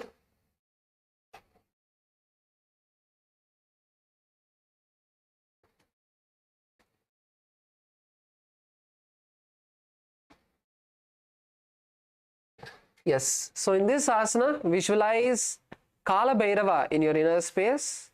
உங்களுக்குள்ள Kala Bhairava வந்து visualize பண்ணுங்க and continue to chant the japa Mahasadaashivoham.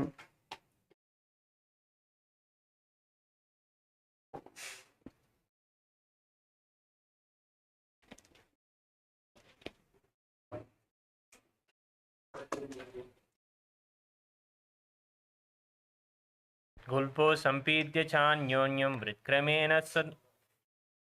मेनोत्थितं सने जान्वो पार्श्वगतो हस्तो दण्डवद् भैरवासनम्. Yes, now you can relax. You can all relax, stretch your legs, and you can lie down on your mat. Let's enter into Shavasana.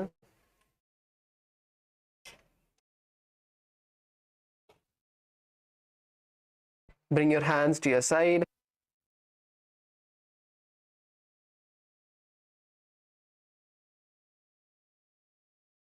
Just your body, your shoulders, your legs. Keep your hands by your side. Close your eyes.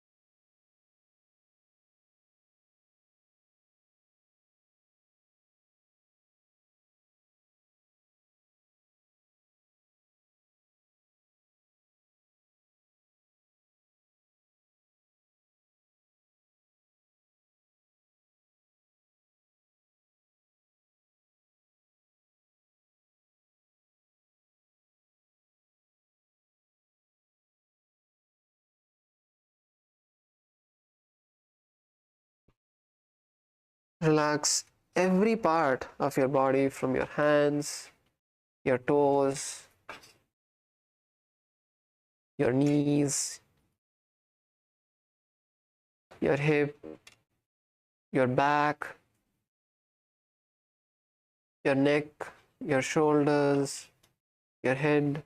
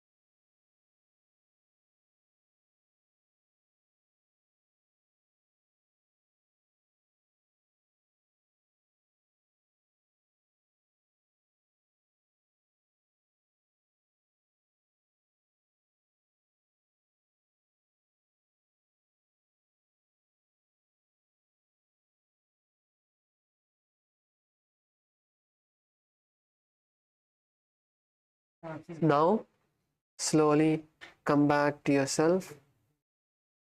Bring awareness to your hands and legs. Move your fingers and toes And slowly bend your knees to your chest. Wrap your knees and just rock from side to side. Now roll up into a comfortable seated position. Yes. So now, if any of the participants have any questions, you can ask your questions about yoga, about this particular yoga that we have done today, about yoga in general. Any questions you have, you can ask. இப்போ நீங்கள் எல்லாரும் வந்து உங்களுக்கு ஏதாச்சும் இந்த யோகா பற்றி இன்னைக்கு பண்ண யோகா இல்லை ஜென்ரலாக யோகா பற்றி உங்களுக்கு ஏதாச்சும் கொஸ்டின்ஸ் இருந்ததுன்னா நீங்கள் நல்லா கேட்கலாம்.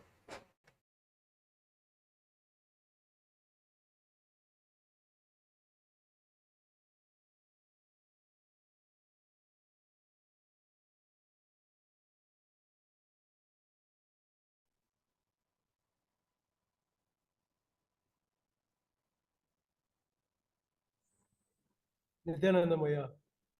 Yes, Nithyanandam, Sarvesh, Nithyanandam.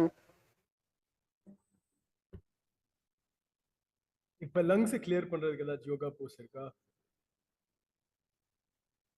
For the lungs. Yoga internal organs காக தானே. So lungs-க்கு ஸ்பெசிஃபிக்கா எந்த yoga Bose or bandha or anything that you can share?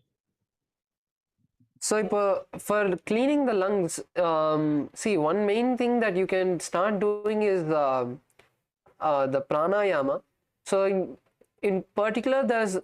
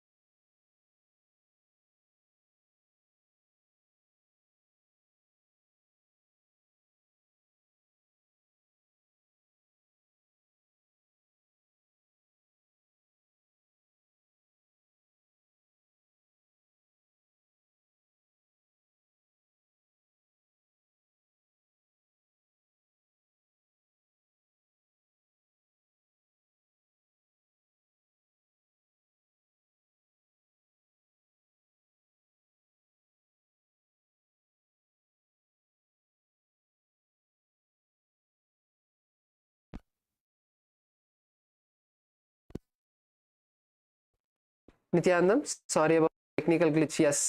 So Sarveshaya, you can use Ask Nithyananda also to get some more clarity on how to perform Kapalabhati.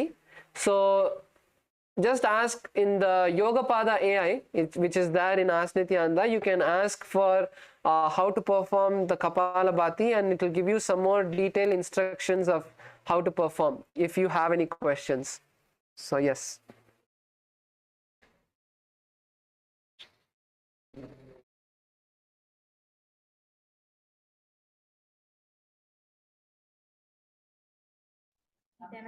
ஐயா Nithyanandam Nithyanandamma. ஐயா sciatica problem இருக்கு L4 L5 bulge அதுக்கு இந்த கொஞ்சம் திருப்பியும் சொல்ல முடியுமாமா? L4 L5 ஐயா compress ஆயிருக்கு. சொல்லுங்க. முதுகுல ஆமாங்க, லெஃப்ட் சைடுல. என்ன என்ன பிரச்சனை இருக்கு அங்க? சயாட்டிக் நர்வ், அதாவது L4 L5 குள்ள அந்த நரம்பு, லாங் நரம்பு ஒன்று வருது இல்லைங்களா, இடுப்புல இருந்து கீழே வரைக்கும் ஆமா கம்ப்ரஸ் ஆயிருக்குது. உள்ள வந்து அந்த நரம்பு வந்து L4 L5 குள்ள கம்ப்ரஸ் ஆயிருக்கு. அது வந்து கால் மரத்த மாதிரி இந்த கால்ல எனக்கு பேலன்ஸ் இருக்கு. ஸோ இந்த ஒன்று வந்து இந்த யோகா நீங்கள் பண்ணுங்க. நம்ம பண்ணுற எல்லா ஆசனாஸுமே அது வந்து கொஞ்சம் உங்களுக்கு வந்து ரிலீஃப் வர ஆரம்பிக்கும் அதுலேருந்து. ஸோ நீங்கள் இந்த பெண்டிங், ஃபார்வர்ட் பெண்டிங் ஆசனாஸ், பின்னாடி பெண்டிங் ஆசனாஸ், அது எல்லாமே இந்த பேசிக்காக இந்த யோகா பண்ணுங்க. ஷோராக இந்த 1 மந்த்க்குள்ளே உங்களுக்கு வந்து கண்டிப்பாக டிஃப்ரென்ஸ் இருக்கும். நீங்கள் டெய்லி நெக்ஸ்ட்டு அட்லீஸ்ட் ஒரு ஃபியூ மந்த்ஸ்க்கு நீங்கள் பண்ணிங்கன்னா உங்களுக்கு இன்னும் நிறைய இது இருக்கும். ஸோ இது ரிலீஃப் இருக்கும் உங்களுக்கு வந்து, அது வந்து சரியாக ஆரம்பிச்சிடும். ஸோ கண்டிப்பாக நீங்கள் இந்த யோகா பண்ணுங்கள், உங்களுக்கு வந்து அந்த ரிலீஃப் கிடைக்கும். ஸோ இதுக்கு ஸ்பெசிஃபிக்காக ஒன்றுமே பண்ண தேவையில்லை. நீங்கள் ஜஸ்ட்டு நம்ம பண்ணுற ஆசனாஸ் டெய்லி நீங்கள் பண்ணுங்கள், அதே சரியாகும். தைராய்டு ப்ராப்ளம் இருக்குங்க எனக்கு, கமலமாக்கலாம். அதுக்கு தைராய்டு ப்ராப்ளம்க்கு ஆக்சுவலி சுவாமிஜி வந்து இப்போ நம்ம SPH யூடியூப் போயிட்டு தைராய்டுன்னு தேடினீங்கன்னா சுவாமிஜி வந்து ஒரு கிரியா தந்திருக்காரு. ஸோ ஒரு 21 days அந்த கிரியா பண்ணுறதுக்கு அவர் வந்து சொல்லியிருக்காரு. கண்டிப்பாக அந்த கிரியா பண்ணுங்க. அந்த கிரியாவில் வந்து சாமியே வந்து கைட் பண்ணுவார். அந்த கிரியாவில். ஸோ அந்த கிரியா நீங்கள் பண்ணுங்க, உங்களுக்கு வந்து கண்டிப்பாக பெனிஃபிட் இருக்கும். நான் வந்து வேணா நாளைக்கு அந்த லிங்கை வந்து நான் நான் உங்களுக்கு சாட்ல அனுப்புகிறேன் நாளைக்கு யோகா ஆரம்பிக்கும் போது. Yes Nithyanandam. Yes Kailasa, Malaysia.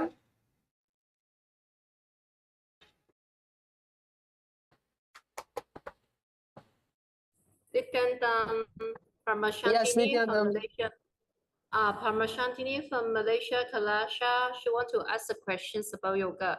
She would like to know how to handle the body pain during practicing yoga. So where exactly is she having pain, ma? Sorry? Where exactly is she having pain, or like what kind of pain is it? Like if you could explain a little bit more. For example, today practice she has a pain on the thigh. Yes, so the muscles are stretching. So you don't need to worry about, see, if it is a kind of very, very painful, if it is very, very painful, then just reduce the intensity of how much she is pushing her body, how much she is doing the stretches. If how much she is doing the stretching in each asana, she can reduce it and do it a little bit less and go slowly. But otherwise, see, we are stretching the muscles, right? We are stretching our body, and we have not got comfortable with these asanas, with these body postures. For example, we are comfortable with sitting with our legs crossed. That is because we sit with our legs crossed a lot of times, right? So same way, when we start sitting in these asanas, when we start performing these asanas, slowly the body will get accustomed, will get comfortable with all of these, and the pain will reduce. So it is just because now we are starting to perform all of these asanas, it is hurting. So that is what I can understand from what you're asking.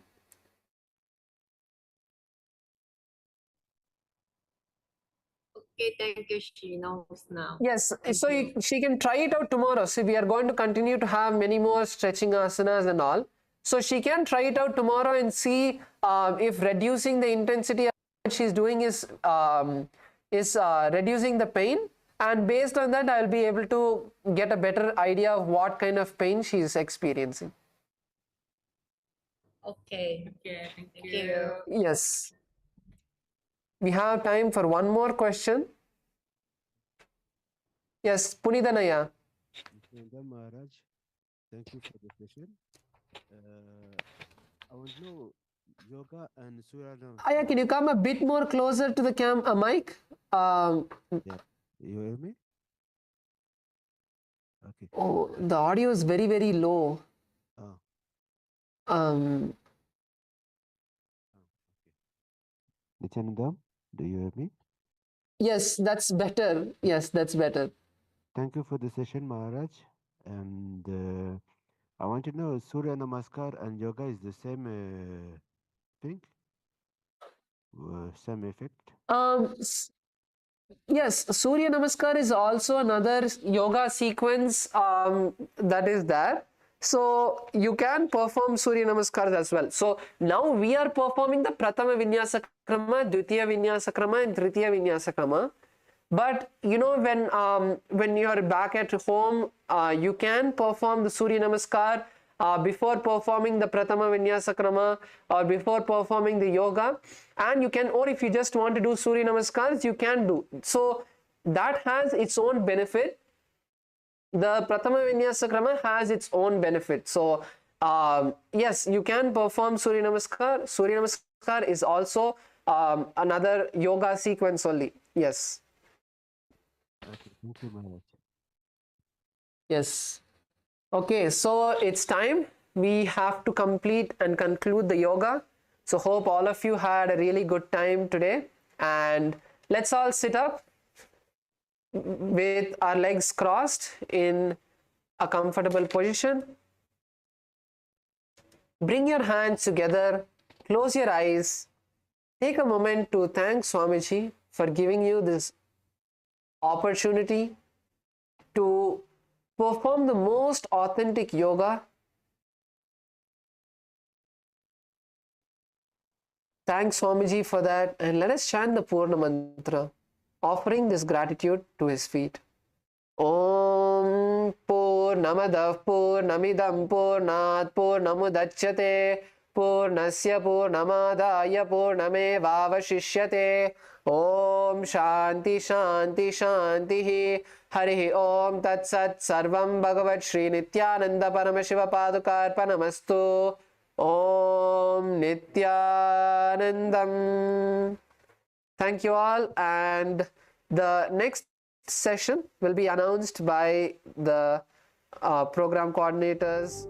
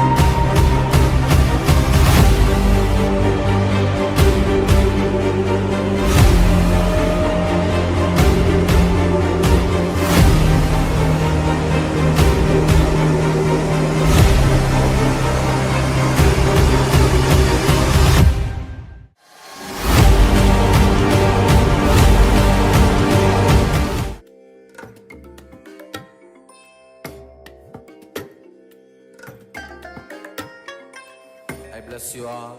Let you all open all your three.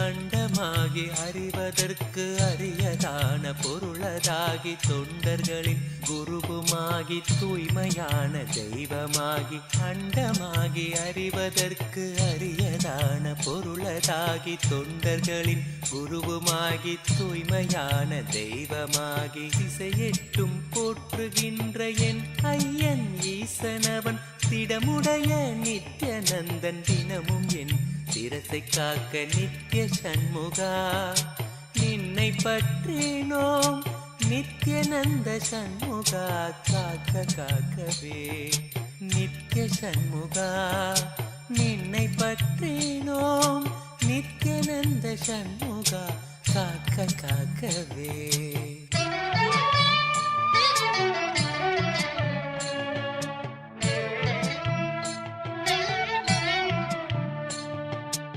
Adhisivan மைந்தனவன் ஆனந்தமாய் நெற்றி காக்க ஆறுமுக வேலவனோ இருநுதலை இசைந்து காக்க ஆதிசிவன் மைந்தனவன் ஆனந்தமாய் நெற்றி காக்க ஆறுமுக வேலவனோ இருநுதலை இசைந்து காக்க ஜோதியான தணிகை ஈசன் நித்யநந்தன் விழியை காக்க நாதனாம் நித்யநந்தன் நயமுடன் நாசி காக்க நித்ய சண்முகா நின்னை பற்றினோம் நித்யநந்த சண்முகா காக்க காக்கவே நித்ய சண்முகா நின்னை பற்றினோம் நித்யானந்த சண்முகா காக்க காக்கவே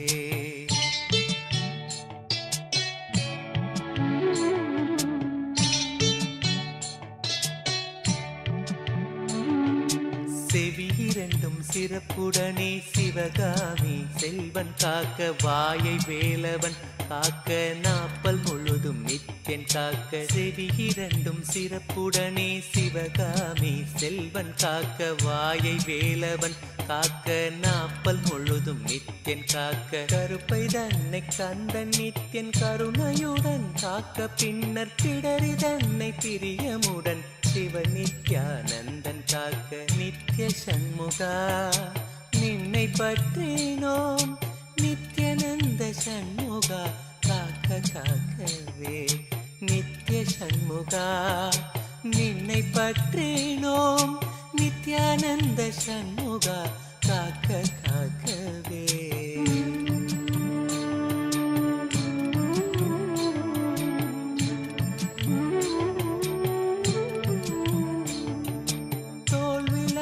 திருமகனின் மருமகனோ மகிழ்ந்து காக்க மார்பினை மறுத்திடாமல் மருதமலை நாதன் காக்க முழங்கைதனை முன்னிருந்து நித்ய சண்முகன் காக்க முழங்கைதனை முன்னிருந்து நித்ய சண்முகன் காக்க 12 கையை கொண்டு பிணியெல்லாம் நித்யன் தீர்க்க நித்ய சண்முகா நின்னை பற்றினோம் நித்யநந்த சண்முகா காக்க காக்கவே நித்ய சண்முகா நின்னை பற்றினோம் நித்யநந்த சண்முகா காக்க காக்கவே நித்யநந்த சண்முகா காக்க காக்கவே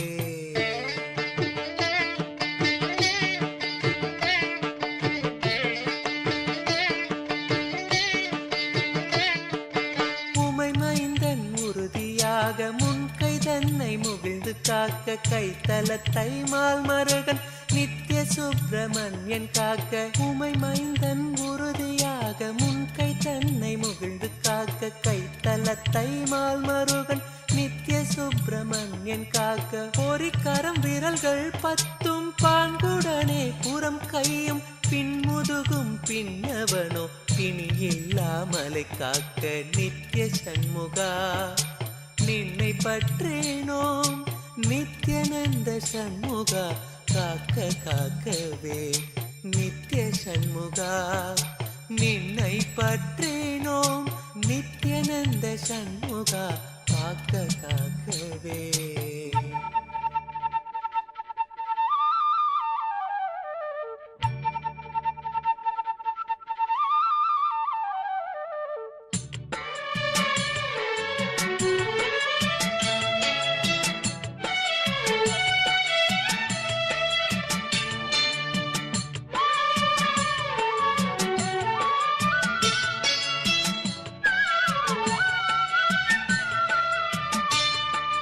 தேவி மைந்தன் தாளினையும் திருமுழங்காலும் காக்க தொடையோடு கணைக்கால் தனை கைலை செல்வன் கணிந்து காக்க தேவி மைந்தன் தாளினையும் திருமுழங்காலும் காக்க தொடையோடு கணைக்கால் தனை கைலை செல்வன் கணிந்து காக்க நேருடை பாடிரெண்டும் நித்யானந்த ஈசன் காக்க சீரிய புதிக்கால் தன்னை குரு நித்யானந்தன் காக்க நித்ய சண்முகா நின்னை பற்றேனோம் நித்யானந்த சண்முகா காக்க காக்கவே நித்ய சண்முகா நின்னை பற்றேனோம் நித்யானந்த சண்முகா காக்க காக்கவே.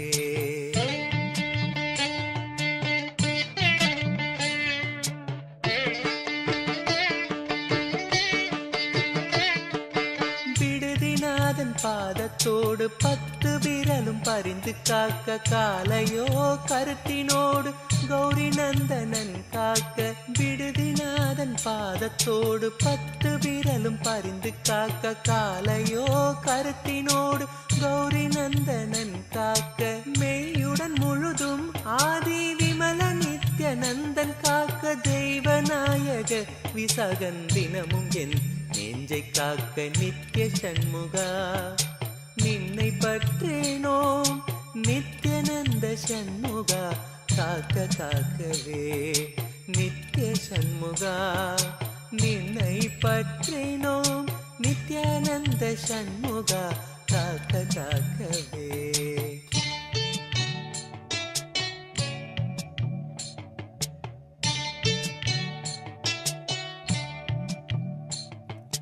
மண்ணிலும் மரத்தின் மீதும் மலையிலும் நெருப்பின் மீதும் தண்ணீரை ஜலத்தின் மீதும் சாரிசை ஊர்த்தி மீதும் மண்ணிலும் மரத்தின் மீதும் மலையிலும் நெருப்பின் மீதும் தண்ணீரை ஜலத்தின் மீதும் சாரிசை ஊர்த்தி மீதும் விண்ணிலும் பிலத்தின் உள்ளும் வேறு எந்த இடத்தும் என்னை நன்னி வந்து அருளார் நித்யானந்தன் வேல் காக்க காக்க நித்ய சண்முகா நின்னை பற்றேனோம் நித்யானந்த சண்முகா காக்க காக்கவே நித்ய சண்முகா நின்னை பற்றேனோம் நித்யானந்த சண்முகா காக்க காக்கவே.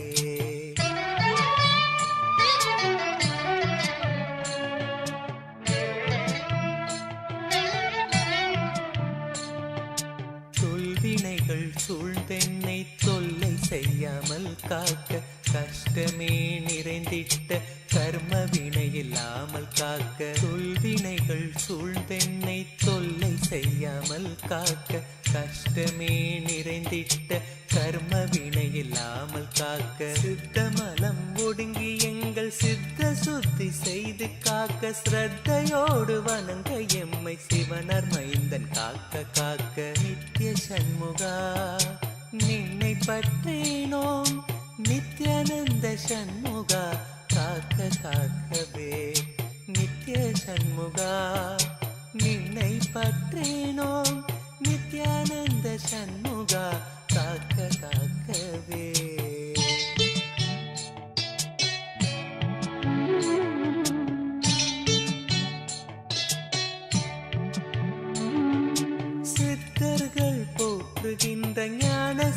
சித்தி தந்து காக்க சிவானந்த தேனில் எம்மை திளைத்திடவே செய்து காக்க சித்தர்கள் போற்றுகின்ற ஞான சித்தி தந்து காக்க சிவானந்த தேனில் எம்மை திளைத்திடவே செய்து காக்க 10 திக்கு தோறும் எனை பறந்து வந்து ஐயன் காக்க பற்றுதலை பற்றறுத்து பரமனை பற்ற காக்க 10 திக்கு தோறும் எனை பறந்து வந்து ஐயன் காக்க பற்றுதலை பற்றறுத்து பரமனை பற்ற காக்க நித்திய சண்முகா நின்னை பற்றினோம் நித்யானந்த சண்முகா காக்க காக்கவே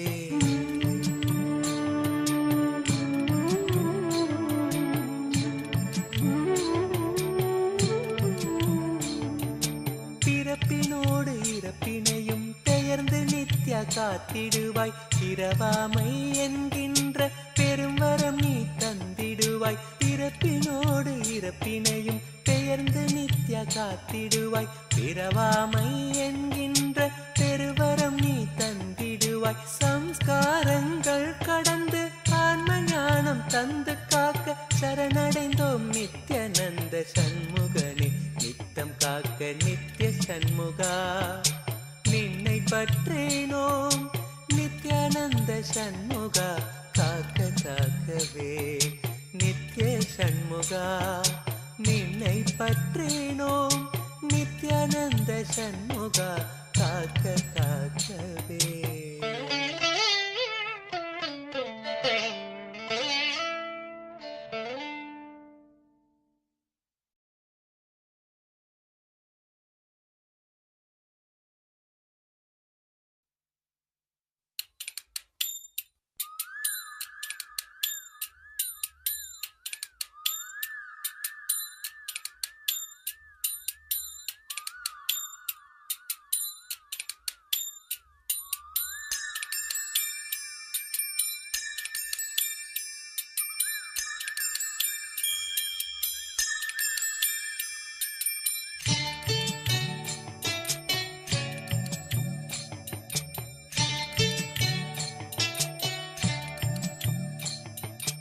அண்டமாகி அறிவதற்கு அரியதான பொருளதாகி தொண்டர்களின் குருவுமாகி தூய்மையான தெய்வமாகி அண்டமாகி அறிவதற்கு அரியதான பொருளதாகி தொண்டர்களின் குருவுமாகி தூய்மையான தெய்வமாகி திசையெட்டும் போற்றுகின்ற என் ஐயன் ஈசனவன் திடமுடைய நித்யானந்தன் தினமும் என் சிரசை காக்க நித்ய சண்முகா நின்னை பற்றினோம் நித்யானந்த சண்முகா காக்க காக்கவே நித்ய சண்முகா நின்னை பற்றினோம் நித்யானந்த சண்முகா காக்க காக்கவே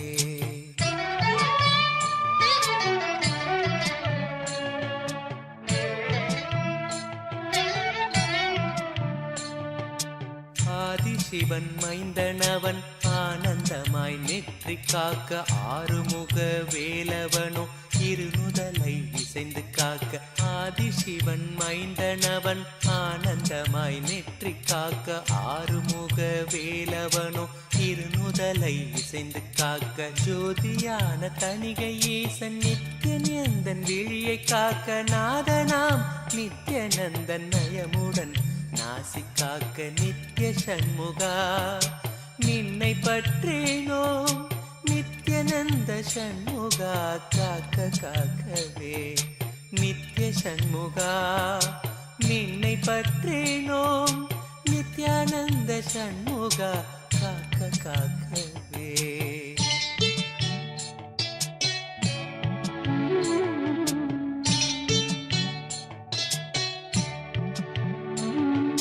செவி இரண்டும் சிறப்புடனே சிவகாமி செல்வன் காக்க வாயை வேலவன் காக்க நாப்பல் முழுதும் நித்யன் காக்க செவி இரண்டும் சிறப்புடனே சிவகாமி செல்வன் காக்க வாயை வேலவன் காக்க நாப்பல் முழுதும் நித்யன் காக்க கருப்பை தன்னை கந்தன் நித்யன் கருணையுடன் காக்க பின்னர் பிடரி தன்னை பிரியமுடன் சிவ நித்யானந்தன் காக்க நித்ய சண்முகா நின்னை பற்றினோம் நித்யானந்த சண்முகா காக்க காக்கவே நித்ய சண்முகா நின்னை பற்றினோம் நித்யானந்த சண்முகா காக்க காக்கவே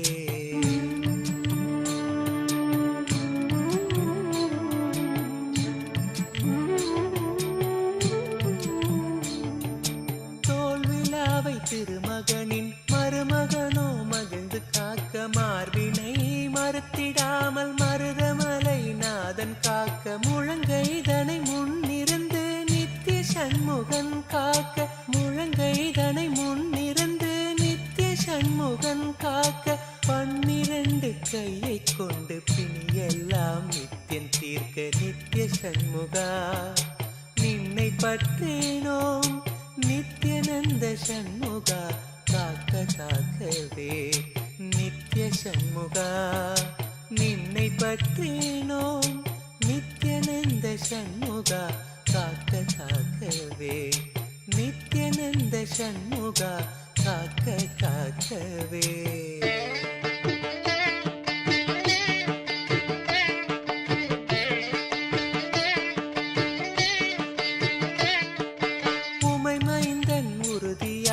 முன்கை தன்னை முகிழ்ந்து காக்க கைத்தலத்தை மால் மருகன் நித்ய சுப்பிரமணியன் காக்க உமை மைந்தன் உறுதியாக முன்கை தன்னை முகிழ்ந்து காக்க கைத்தலத்தை மால் மருகன் நித்ய சுப்பிரமணியன் காக்க பொறிக்கரம் விரல்கள் 10 பாங்குடனே புறம் கையும் பின்முதுகும் பின்னவனோ பிணி இல்லாமலை காக்க நித்ய சண்முகா நின்னை பற்றினோம் நித்யானந்த சண்முகா காக்க காக்கவே நித்ய சண்முகா நின்னை பற்றினோம் நித்யானந்த சண்முகா காக்க காக்கவே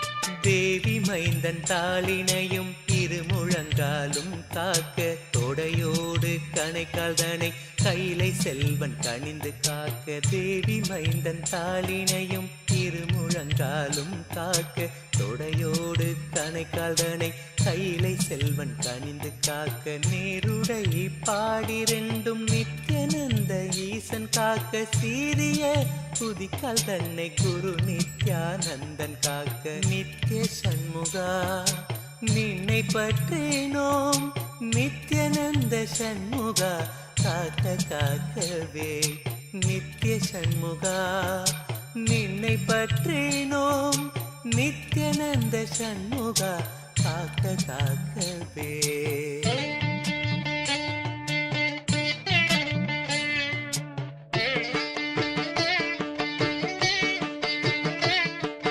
விடுதிநாதன் பாதத்தோடு 10 விரலும் பரிந்து காக்க காலையோ கருத்தினோடு கௌரி நந்தனன் காக்க விடுதிநாதன் பாதத்தோடு 10 விரலும் பரிந்து காக்க காலையோ கருத்தினோடு கௌரி நந்தனன் காக்க மெய்யுடன் முழுதும் ஆதி விமல நித்யானந்தன் காக்க தெய்வநாயக விசாகன் தினமும் என் நெஞ்சை காக்க நித்ய சண்முகா நின்னை பற்றினோம் நித்யானந்த சண்முகா காக்க காக்கவே நித்ய சண்முகா நின்னை பற்றினோம் நித்யானந்த சண்முகா காக்க காக்கவே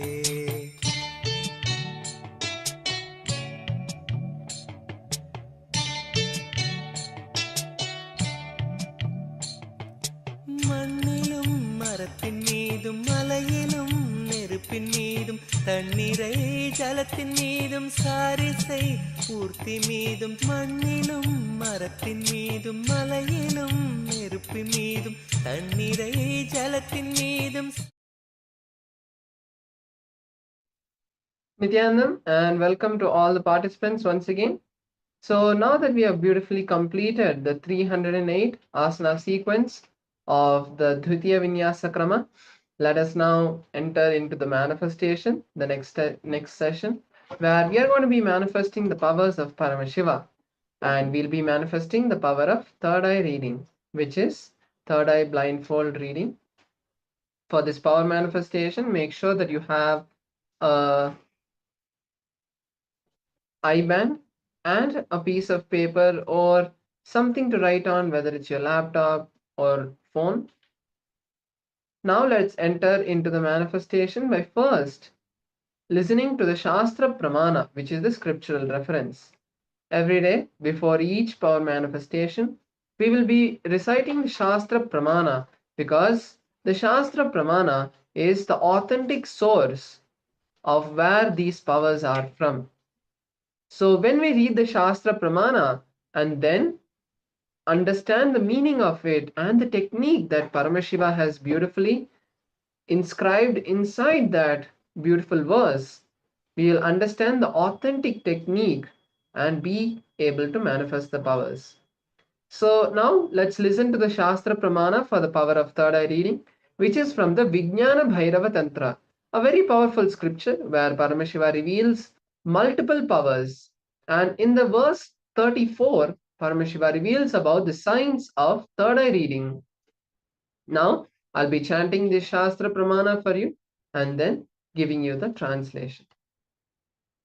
Kapalantarmanonyasya tishtanmilitalochanaha Kramena manasodadyat lakshayet lakshamuttamam. Paramashiva says, by fixing the mind on the inner space within the crown center, sitting stably without any movement, having the eyes closed in succession, by that stability of the mind and inner space, through the power of third eye, one directly sees the ultimate goal, Lakshyam, having the vision beyond the sight that reveals any place or object, attaining oneness with the source, Paramashiva. So this is the beautiful Shastra Pramana, and let us now move into the manifestation. So the first step that Paramashiva tells us to do is close our eyes. Bring awareness to the crown center and visualize Swamiji in your third eye. That is the first step that we'll all be doing. Let's all now close our eyes with an eye band.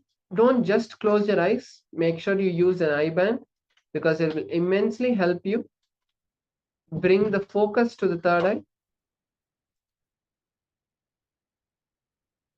Once you have closed your eyes, start visualizing Swamiji in your inner space. Now, intensely start chanting the Mahavakya, or at least listen to the chanting of the Mahavakya that is being played for all of you. Om Nithyananda Paramashivoham. Even listening intensely will bring the stability of the mind and inner space. Now we are projecting the image, and we are also playing the Mahavakya for all of you. Intensely request Swamiji to reveal what is being projected. Let's begin.